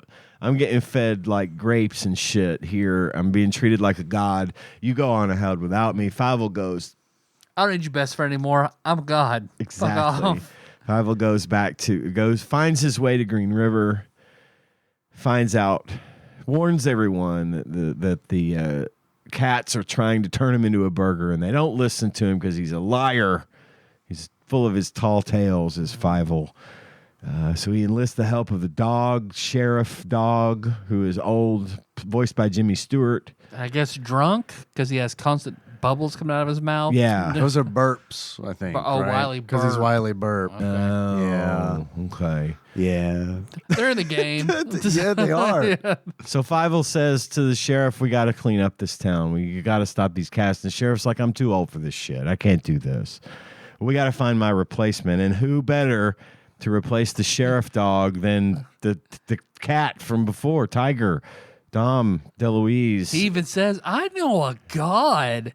Like, I'm surprised. Like, my mom would have heard that and be like, "You're not seeing that movie. Right. That's blasphemous." Right. That's pretty far into the movie too. Yeah. Would she have pulled you out? Probably. Yeah. Yeah. I mean, it's I get it. I grew up. Even when Tiger like said he was a god, that's probably been like, "We're leaving." Yeah, I could see that too. Now she wouldn't care. Back then, when my parents were in their prime Southern Baptist zeal, yeah, fuck yeah, we would have walked out. That's a false idol, man. Yeah, yeah. Tiger, the false idol. and those heathen Native Americans are worshiping it. There's just this movie's full of sin. It is full of sin. Like for a kids movie, there's motorboating. Yeah. There's the word pussy is said multiple times in a row, Right, where it's yeah. like, man, they know what they're doing for sure. That one cat has cleavage. Yeah. For those of you listening to the show, the reference to the word pussy, pussy, pussy, pussy, pussy, pussy. Yeah. While a cat's motorboating. Is the transition between segments today, which I'm sure you were confused Taryn's about. right out. Taryn, Yeah. sorry Couldn't about watch it, this Taryn. movie. They used it in a kids movie. Taryn, what's the problem? I've already isolated that audio to use as the transition. That was knew. 100%. When I saw that, I was like, oh, that's definitely what I'm using. I figured it was going to be either that or the Blues Brothers version of Rawhide, which is also in the movie. Yes. When Nikki and I looked at each other, it's like, we just heard this. I did also because I'm at work and it's like raw. I know that now. It makes another appearance on the show. So anyway, after that, there's a long sort of training montage, and then the only other thing I wanted to mention, it's a happy ending movie, whatever. Then the only other thing I wanted to mention, There's though, a real gun in it. is a real gun. The only other thing I wanted to mention, though, was Fievel's sister Tanya becomes this superstar singer. Yeah. Like, she gets taken into the saloon and starts performing for the cats that are all in the saloon, and they love her, and so she's almost exempt from the mouse burger at this point because She's like, they their cherish goddess. There's themes here. Yes. God themes here. Even Lots of Caterwall was like, "What is that know. noise?" He wanders around to find He her. and- doesn't eat Fievel because she's singing, right? Yep. Yeah, and they've got her all trolloped up in heavy makeup and a big frilly dress, and Yeah. but she's singing her heart out. And they didn't have any big hits like Somewhere Out There in this one. They tried for Linda it. Ronstadt came back. Is that right? Yeah, she sang that song at the end credits. Oh, okay. Yeah, I didn't know that. It wasn't as good as Somewhere Out There. Sure wasn't. I don't think it was as big a hit either. You know, they thought we're gonna do a twofer here. Nah, it didn't happen. So there's that, and then let's see if I got any other notes. Nope. Oh, John Lovitz is a spider. He plays the Chulo. spider Chulo The buddy tarantula. of the bad guys. Yeah. He's also the Chulo is also a boss in the game. Yes. So 2 stars. Wisdom Sage says, check it out. American Tail, Fievel Goes West. It's not for me. I think it'd be a great movie for kids. Obviously, Yeah. that's what it's for. I didn't have a problem with the movie. It was just like one of those things like I've got an hour and a half and It's short. and I'm glad it was an hour and 15 minutes. an hour and like It is 15, short. 20 minutes. It is the longest feeling short movie. I fell asleep watching this movie. You said what I was trying to say. Yeah. Yeah, I couldn't. sorry. No, didn't I mean to couldn't come trample up with that. the words. You were right. God, man, it was just like I did not like it at all. I thought it was. I was glad that Henry wasn't watching it with us. I mean, there were several moments where it's like I was cringing. You mentioned them, truthfully, when the woman has Cat Arwal between her breasts and like Is saying- forcing him in there and saying pussy, pussy, pussy, pussy, pussy, pussy, pussy. I was literally like, I am so glad that our son is not watching this. He would be uncomfortable. Yeah. We would not that we would just all be uncomfortable. I can't imagine being in a theater with with my child This was a and being like, this is fine. Yeah. this was We're a all gonna pretend like that didn't happen, right? this was a Nickelodeon kids show moment of adult humor being disguised as something innocent. Because the word pussy means cat, they knew. They knew what they were fucking Not doing. clever. Right, not cleverly tongue-in-cheek transparent enough. No, Right. this was not tongue in cheek. It was blatant. They knew what they were doing almost as much as they knew what they were doing when little mousy Tanya is being carried on the cat hands. Yeah. The penis in the background. Yes, there's In a the floor, just a doodle there's a doodle. of a penis. It's not like you know. Pointed at her Opens her mouth. mouth. Remember in The Lion King where the clouds say sex and it's sort of subtle and you don't know it unless someone points it out. No. This one is just someone drew a dick on that cell. one frame. One frame. And they didn't know about it until the Blu-ray release. Is the rumor? I watched this. Someone on- drew that dick on there and they knew what they were doing. And it's Yeah. right in front of the It's- mouse's mouth it's- while she's singing with her mouth open. Someone, the one of the animators or I artists think it's hilarious. drew. Oh, I did too. It is fucking hilarious. Drew a literal dick and balls right in front of her mouth. It's funny. It's small and it's like done in the style like a teenager would. I mean, do. Looks in like a super notebook. bad dick. or Yeah, something. it does. Yeah. It looks like a tiny super bad dick, pointing at her mouth. yeah. It's funny as fuck. I never hope knew it's that not either. a hoax because it's not in the Blu-ray version because that's when apparently that's when the studio realized that it was in there. Oh, because they have to do those and it was frame by removed. frame for the upscaling. Right. Yeah. So if anybody has a VHS copy of Fievel Goes West, let me know. It's I think exactly about 40 41 minutes in, Yeah. according to the video. Let me know. So, but yeah, I mean, I guess it looked like this was going to be a powerhouse franchise, and then this movie stopped it. It kind of did So- the same thing that Land Before Time did, which was they just kept making sequel after sequel after sequel. I was looking it up to see where it was streaming. It wasn't streaming free, so that was fun. Glad I paid for that one, but Could have bought a mouse burger. I could have bought a whole mouse burger, maybe some French fries to go with it. Demolition Man. Yes. I'm eating a rat burger. Anyway, I think they had a bunch of when I was searching it out, there was a Stallone, by the bunch way. of stuff after this, you know. There might I think have been there were like 2 more movies. 2 or 3 more, yeah. So And they get and more, Land Before Time went on way longer than it should have. I think from it's what still understand. going. It's I think still fucking going. They're on like 14 or something. They got, yeah. they got more Land Before Times than Final Fantasies, I think. That's why Anna loved one that Melissa bought at the dollar store, like them the trip to Big Water.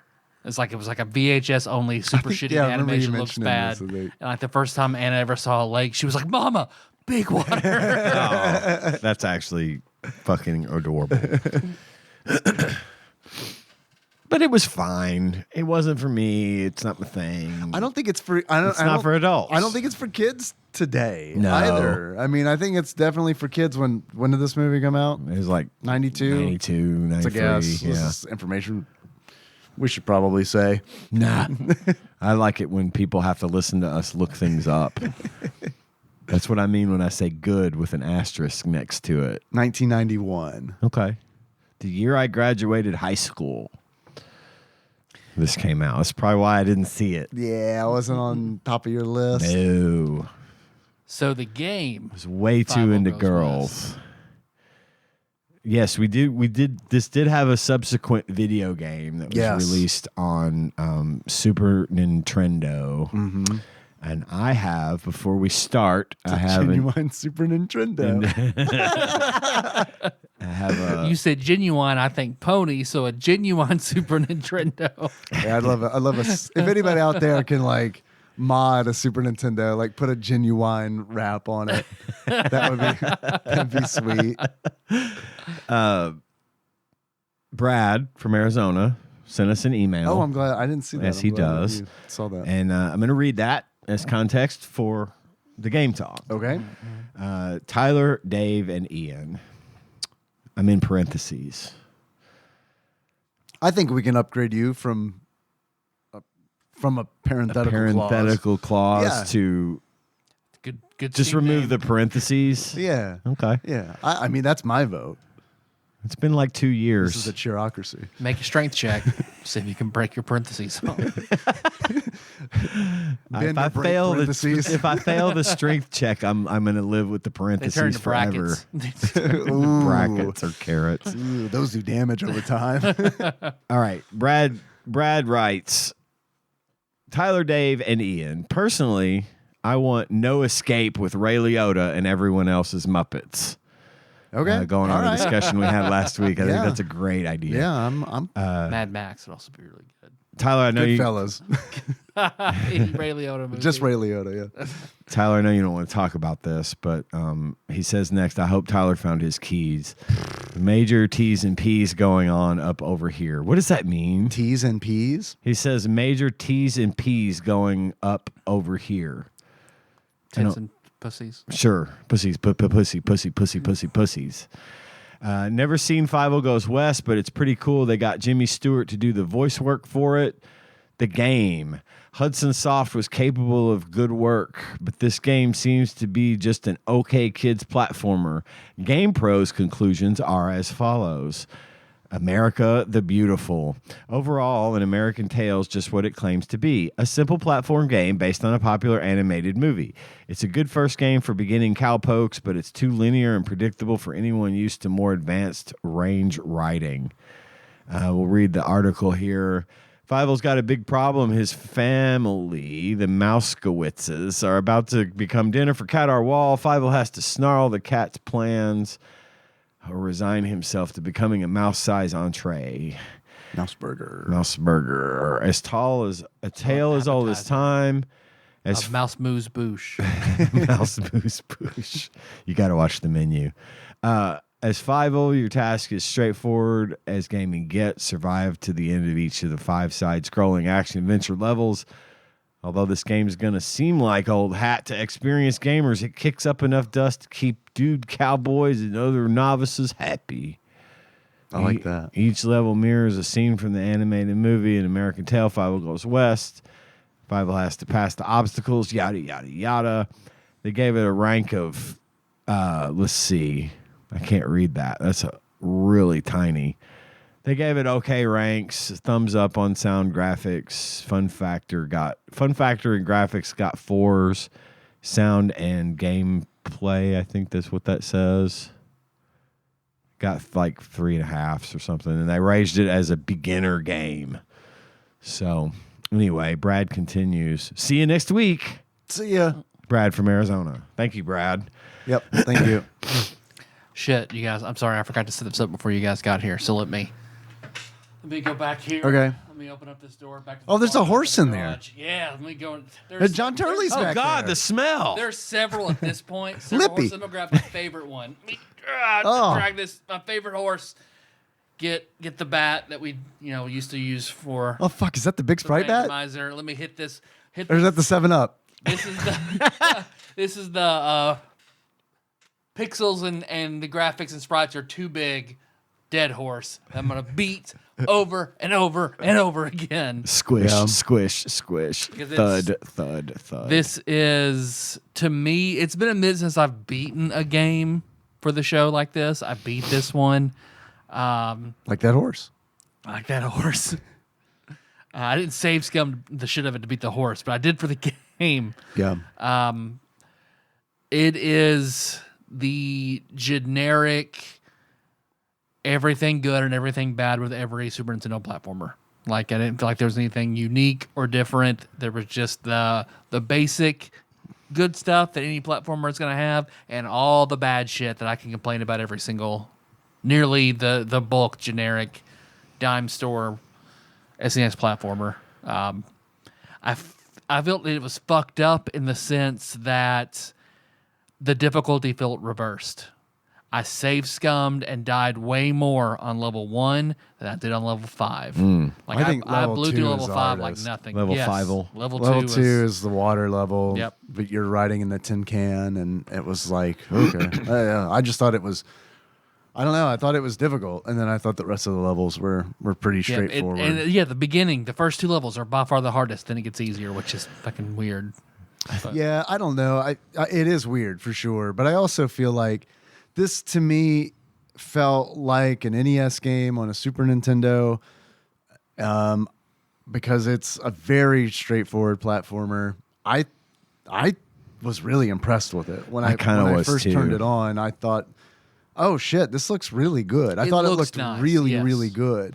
And I thought the controls, I don't think the controls are super tight. But it felt like a Hudson Soft game to me. Yeah. Like it was like, okay, I can feel I mean, I wouldn't go so far to say as I could feel the Adventure Island in it, but there's the DNA is there. Like because Adventure Island's not a super tight platformer, you know what I mean? And it's also one of these, like, it felt like an NES platformer because it's like you got a jump button and you got a shoot button. Yeah.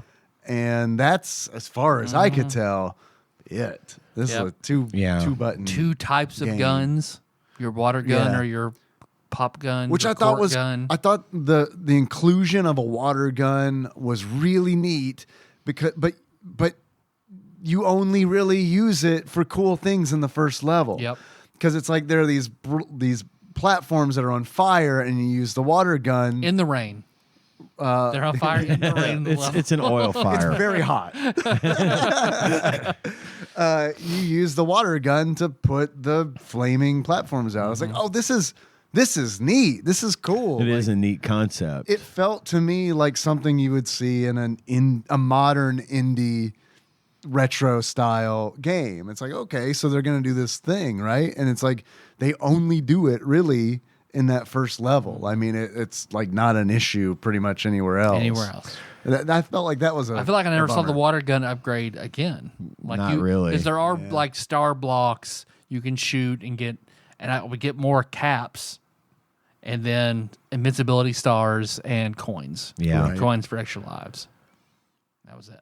I thought as well that the graphics and the sound and music were pretty good. Yeah. I liked all of that. I thought it looked great. I agree I was there. when I turned it on, looked I was amazing. like, "Is this a hidden gem?" Right. It does look very good. And I feel like to a certain extent it is kind of a hidden gem. And the reason is because I found myself thinking about all the shitty games we've played, especially the ones that are supposed to be tied to movies, that don't follow the fucking movie at all. I know that's It was and faithful this to the was faithful to the pacing of the movie. It was a short game, and I think that's probably something that might work against it in some ways, just because I played it, and I also watched the long play, which was 29 minutes. Soup to nuts, and this was the guy going pretty slow pace through the whole thing, picking up all the coins and not speed running at all. This would be a good speed run game, I think.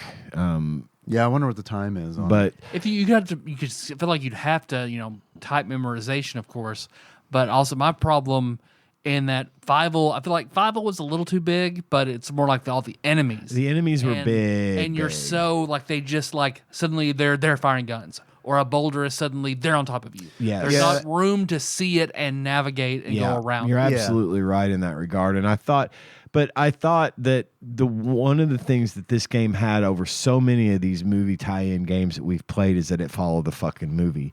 And that to me is kind of one of the Act big like you didn't like the bonus levels in Demolition Man. Exactly. It's like the hit or miss for me is going to be, okay, number 1 A+ criteria for me. Does the game follow the fucking movie, the plot of the movie? And this one does almost perfectly. And that was a big deal to me. And that coupled with the way that it looks, I like the weapons. I thought the level design was simple, but still not boring, challenging and simple. Well, see, and thoughtful that's in a way. when I think level 1 to level 5 are weird because in level 1 you're putting out flaming blocks, you're jumping on platforms that drop to your death.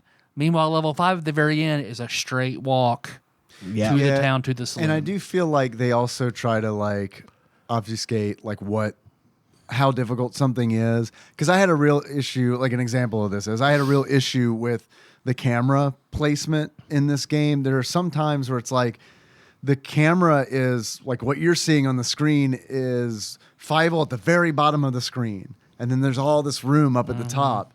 And then you move and you like go down a hill. And then all of a sudden it's like Fievel's at the top of the screen.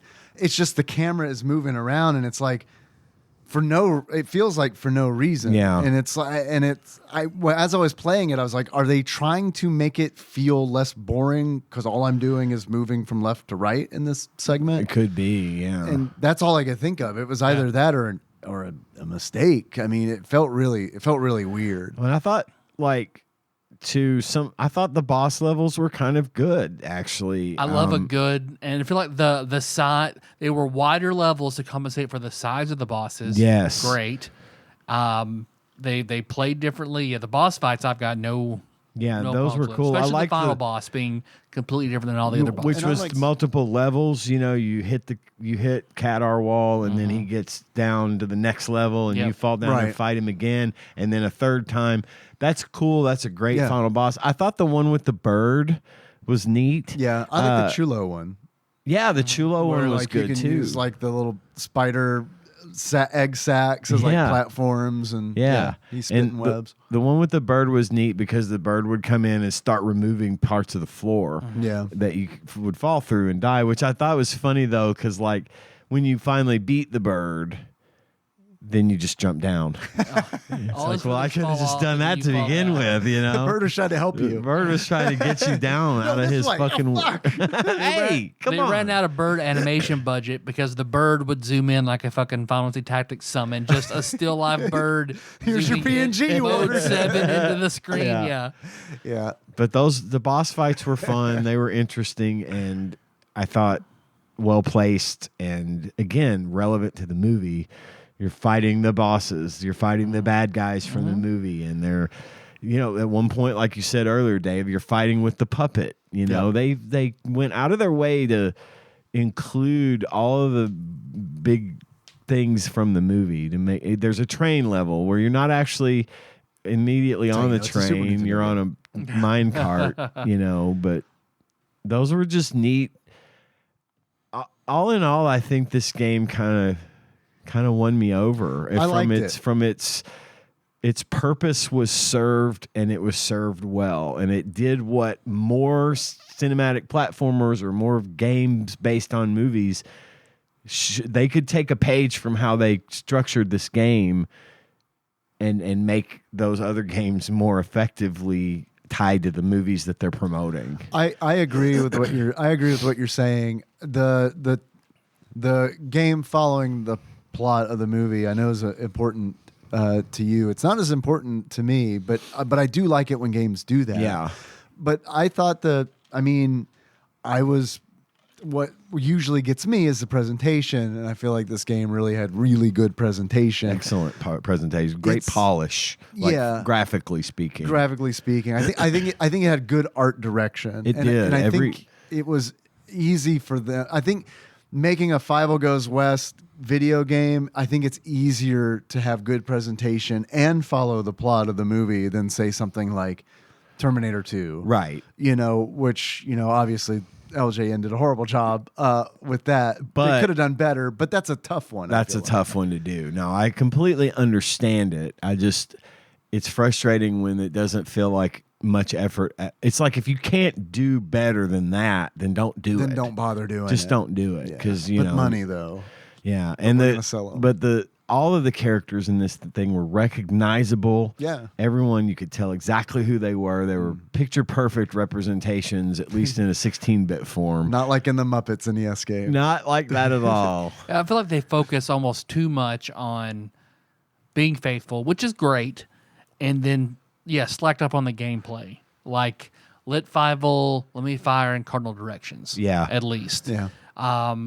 Have the different guns. Let me cycle through them in the boss fights. That would have been Let me have to nice. put out the flaming blocks. In the movie, whenever Fievel is in a candle and the spider is trying to get he's having to run end to end to get away from the flame. Okay, make that part of the boss fight. I have to switch to the water gun and put out the candles that he's trying to do something like that. Make the dynamic gameplay to even it out. It's Mega Agreed. Man.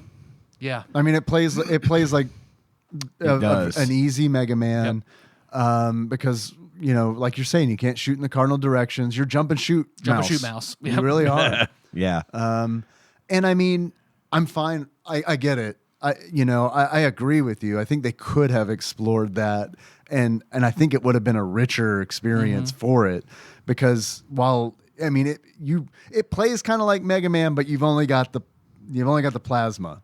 Yeah. I mean, that's kind of it. But I also kind of look at the target demographic, and Right. it's like, I know this is for kids. Much like with the movie, it's easy to pick it apart, but when you think about a 5-year-old could sit down and play this Right. game and probably have a pretty good time, especially a 5-year-old who loves Fievel, right? Who's into I'm Fievel. Look, Right. mommy, I'm Fievel, but could actually like develop some basic gaming skills like on a game like Pinocchio. this, then it makes it exactly what it should be, Yeah. When you're doing like the dance segments in Pinocchio, do something different like that. Have you be Tanya doing something in the singing section? Like, have you be Tiger training with Wily Burp? Like I wish they'd mix it up just a little bit I could more. see Yeah. where Fievel Goes West would have benefited from those sort of Mini-games. one-off mini games like Pinocchio did, because I liked that about Pinocchio. Yeah. It wasn't my favorite game by any stretch, but I did like their attempt to create mix it up. a different several replay value with different games and breaking up the monotony. It does get monotonous. I do feel like it does get monotonous. You just sink into everything. It's sort of the danger mechanic. Yeah. You sink in the sand. You sink into the cacti Right. that you have to jump over, and then like the desert levels, I feel like were the most boring, where you're just I agree. jumping Yeah. over the cactus, watch out for the hawk, watch out for the snake. Right. Oh, and they do plenty of gotchas too, which I hate. Like that in the desert, especially, where it's like, oh, you got to jump over this cactus. Well, there's a hidden pit that opens up when you are. Oh, and there's after you've committed to the job. Or I feel like this game is beautiful. I mean, well, not beautiful, but very nice looking, except for the pit. The pit looks just a weird. black line right in the fucking middle. Well, and also another gotcha is trying to like jump on the birds in the desert. You get hurt, Right. Hitting those from the top like Mario style. You can't do that. But there are several things that you can jump on, including the cats that are like 4 times bigger than Fievel. And I didn't know that. I just assumed no touching.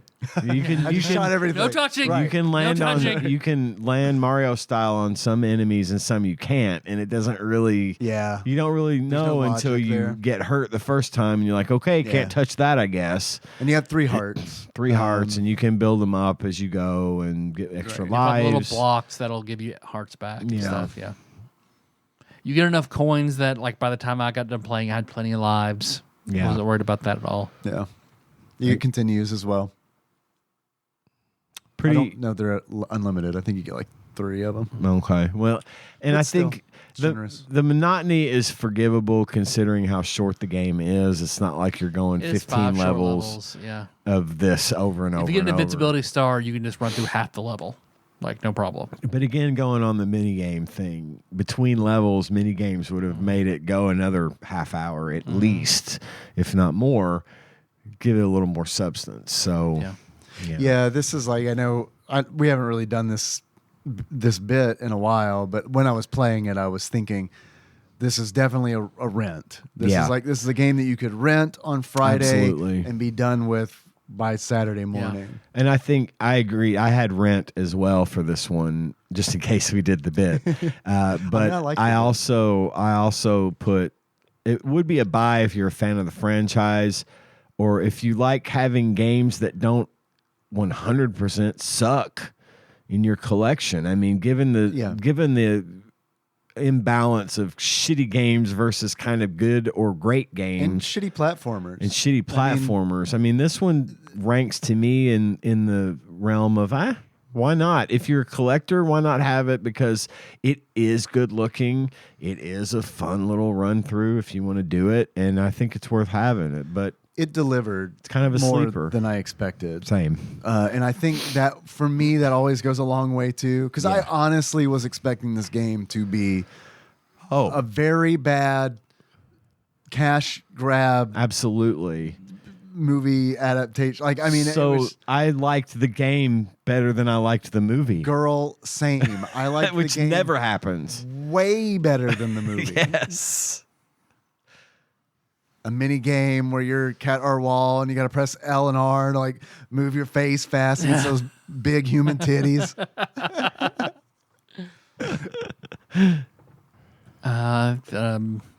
Covered a lot of it. Do you guys have any achievements? I have a few. What you got? They're not great, but I did what I could with what I had. My first achievement is Fievel Goes East. And to earn Fievel Goes East, you just play the game normally because you move east the entire time. Which, I feel like the game should have just been in the opposite direction since you're not going west. My second achievement is Dog Eat Mouse World. And to get Dog Eat Mouse World, you get killed by the dogfish in the tuna level where you're floating in the tuna can down the sewer or whatever. They jump out at you. They got their little cigars in their mouths or something. Least favorite joke from Five Goes West is the dogfish joke. I wouldn't have even realized that those were dogfish if I hadn't watched the movie. Yeah. But again, faithful to the content. We had dogfish. So yeah. My next achievement is No Strings Attached. And to get No Strings Attached, you defeat the puppet being controlled by Cat R Wall in the boss fight with the puppet. My next achievement is Did a Chick. Nice. To get Did a Chick, you kill all the lobstrosities / scorpions in the desert level. My last achievement is Data Chum, and to get Data Chum, you get killed by one of the lobstrosities / scorpions in the desert level.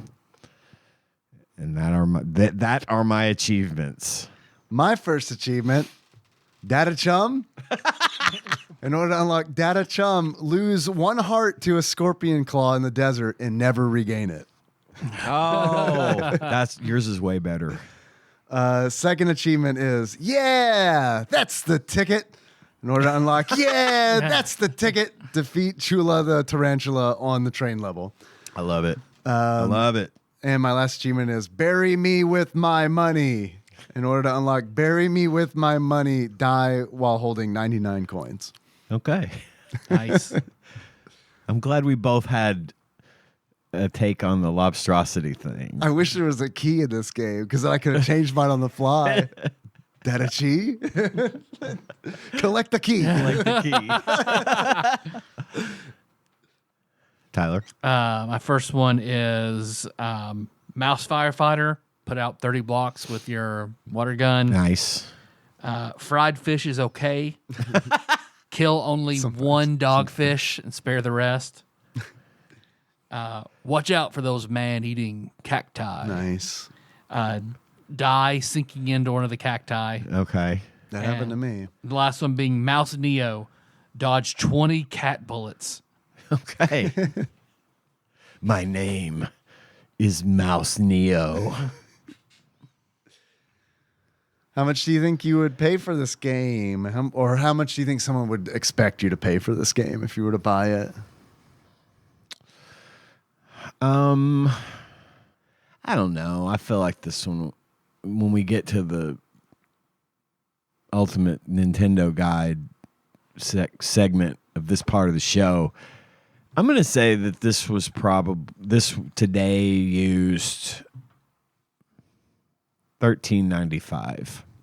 $13.95. Yep. What you think, Tyler? $9.50. $9.50. Actual retail value of An American Tail: Fievel Goes West for the Super Nintendo, loose on average, according to PriceCharting.com at the time of this recording, is $65. $65. Wow. That's $5 less than a new video game. Holy shit. $65. This game keeps surprising me. It's full of surprises. Holy moly, that's a lot of damn money. It That is color's my more than flopsy. expected. That's a flopsy of a different color. Speaking of Flopsy, what do you think Flopsy had to say about Fievel Goes West? I've seen already. I can't play on I this one. feel like I'm wrong. I would have thought this one would be, first of all, the star rating. I think they probably gave it 3.5 stars. Okay. And I would have thought it was common, given the It's a movie tie-in. amount of American Tail garbage that came out from the late 80s until this one.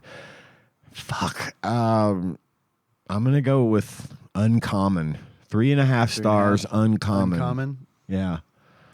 I'll drop it to 3 stars 3. and say very uncommon. Very uncommon. Okay. Well, according to Flopsy, aka the Ultimate Nintendo Guide to the SNES Library, 1991 through 1998 by Pat Contry, courtesy of Monster Mold Mike and a mysterious shadowy benefactor, an American Tail, spelled like the tail you'd find on a butt of a mouse.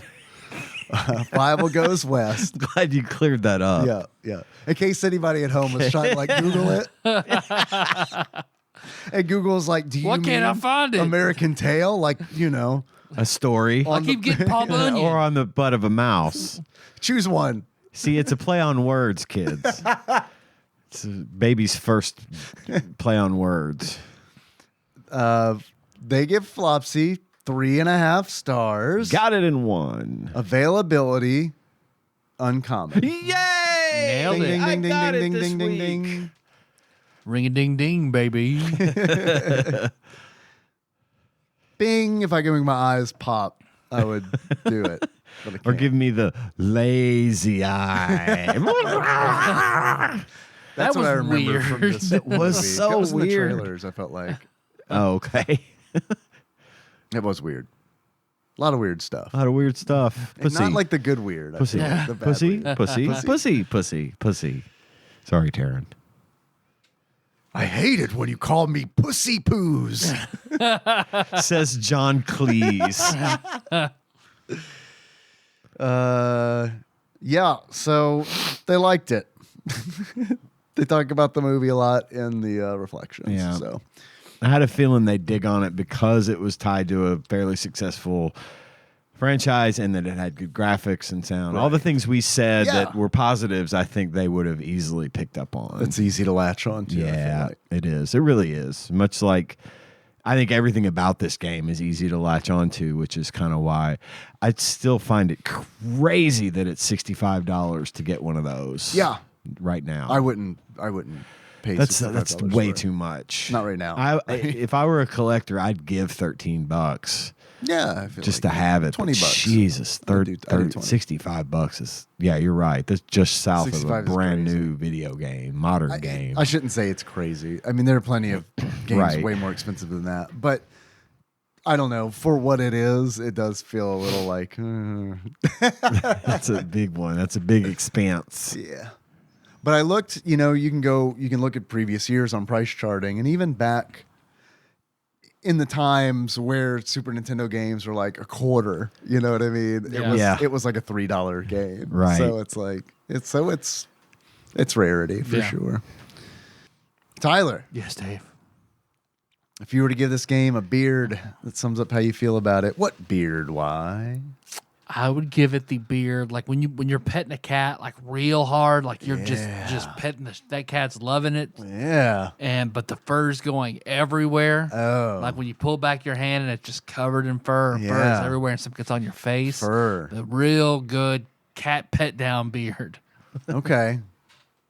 Okay.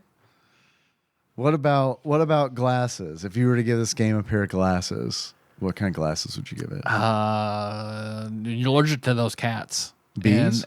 And bees? You're allergic to those cats. The allergy reaction eyes, all bloodshot, and teary, watery, itchy. Okay. So balance it out. Allergy eyes. You take little mason jars and you put one bee in each of them, and then you put them over your eyes. And those glasses. All right. Not the bee jars. No. What are we gonna play next? All right. I've got the mini movie randomizer pulled up. Okay. Got 2d10 in my hand. Okay. All right. So I'm going to read that as 7. 1, 2, 3, 4, 5, 6, 7. I believe we've played Batman Forever. We've done Batman Forever. Yeah, we have done Batman Forever. We did that. That's Batman Forever is the one that has. Who are the villains of Batman Forever? The Riddler and Yeah, Riddler. Two-Face. I think it's we fought the Riddler at the end, and Yeah, he's like we've all done- weirdly buff. Yeah. We've done it. Read that as 14. Cliffhanger. We've already done Cliffhanger. I'm gonna do it again.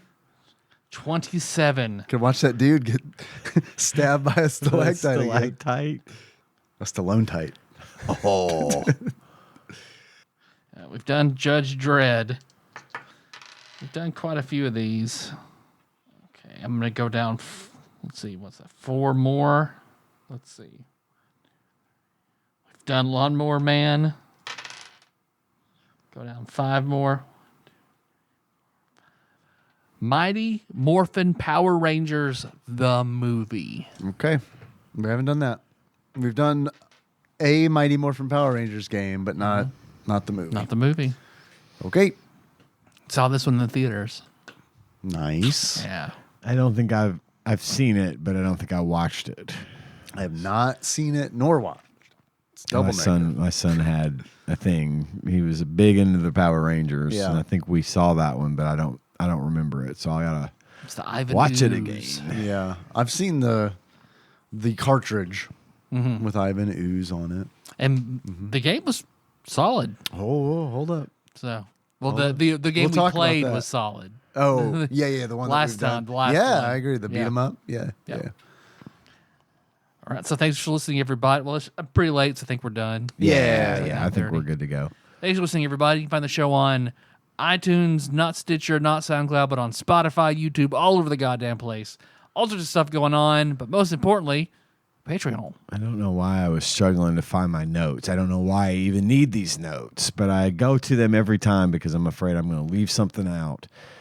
We have a Patreon for $1 a month. You can get access to our bonus content, which we're hoping to add to shortly with a whole series covering the Dark Tower books that we've briefly talked about on the show. Patreon.com/TADPOG if you'd like to donate. We do have a list of executive producers. These are the fine folks who donate $20 or more per month to the show. And I'd like to read you that list like I do every week because we just want to make sure they know how much we love them and how grateful we are for their donation. So I'm going to do that now, starting with Cubicle Monkey, Plinko, Nick Price, Usurper Grimm, Gamebug Prime, Nathan Eaton, Pinball Airplane, Archmage, Chris Edler. Sorry you couldn't be on this episode.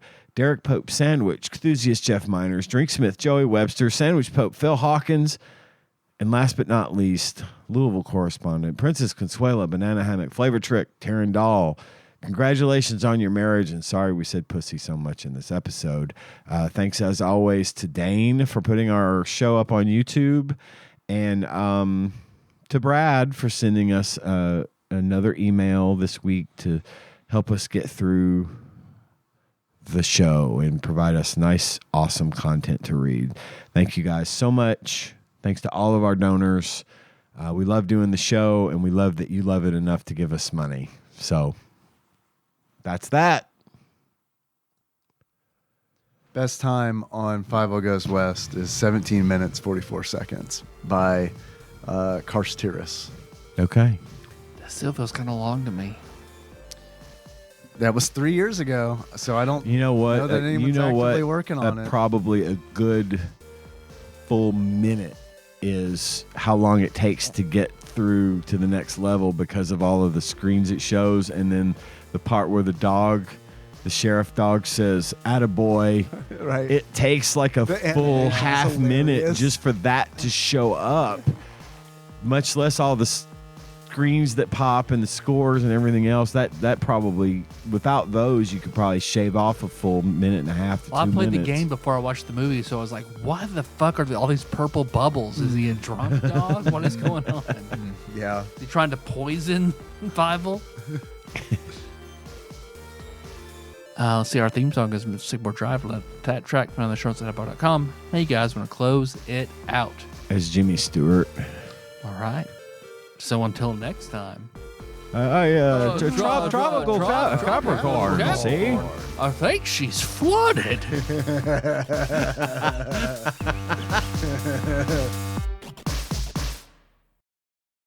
TADPOG is hosted and produced by Tyler Holland, Dave Moore, and Ian Chandler. New episodes published Wednesdays each week and are available on Apple Podcasts, Spotify, and anywhere else podcasts are hosted. Have a question or comment for the hosts? Call us at 270-883-2555 and leave us a voicemail. If we like it, we'll play it on the show and respond. Want to send us something? You can do that at TADPOG Studios, care of Nicole Nance, P.O. Box 3785, Paducah, Kentucky 42002. If you absolutely must send us a food item, please use caution and good judgment when doing so. Tasty snacks that look or smell funky or are past their expiration date by the time we get to them will be thrown away. Bonus content is available at patreon.com/tadpog with a minimum donation of $1 per month. You can join in on the conversation by visiting our Discord at bit.ly/tadpog Discord. Registration is free and we'd love to see you there. Thanks for listening, and if you haven't already, don't forget to subscribe to our show so you don't miss an episode. Now, where did I put that stinger? Oh, here it is. How have you been? It's all right. It's all right. Van keys were found today. Nice. Fuck. Holy shit. Yeah. Hey, you found them, though. Yeah. Where were they? I'm dying to It's know. weird because I cleaned out the van, Melissa cleaned out the van, and today she went to get something and they were sitting in the center console. So it's like I feel like somebody found them and then just put them there. Uh-huh. Do you want to just get started and talk about your keys and stuff? Yeah, or? I'm good to start. Okay. Yeah. Do we have any ideas for a dramatic reading or a stinger of any kind this week?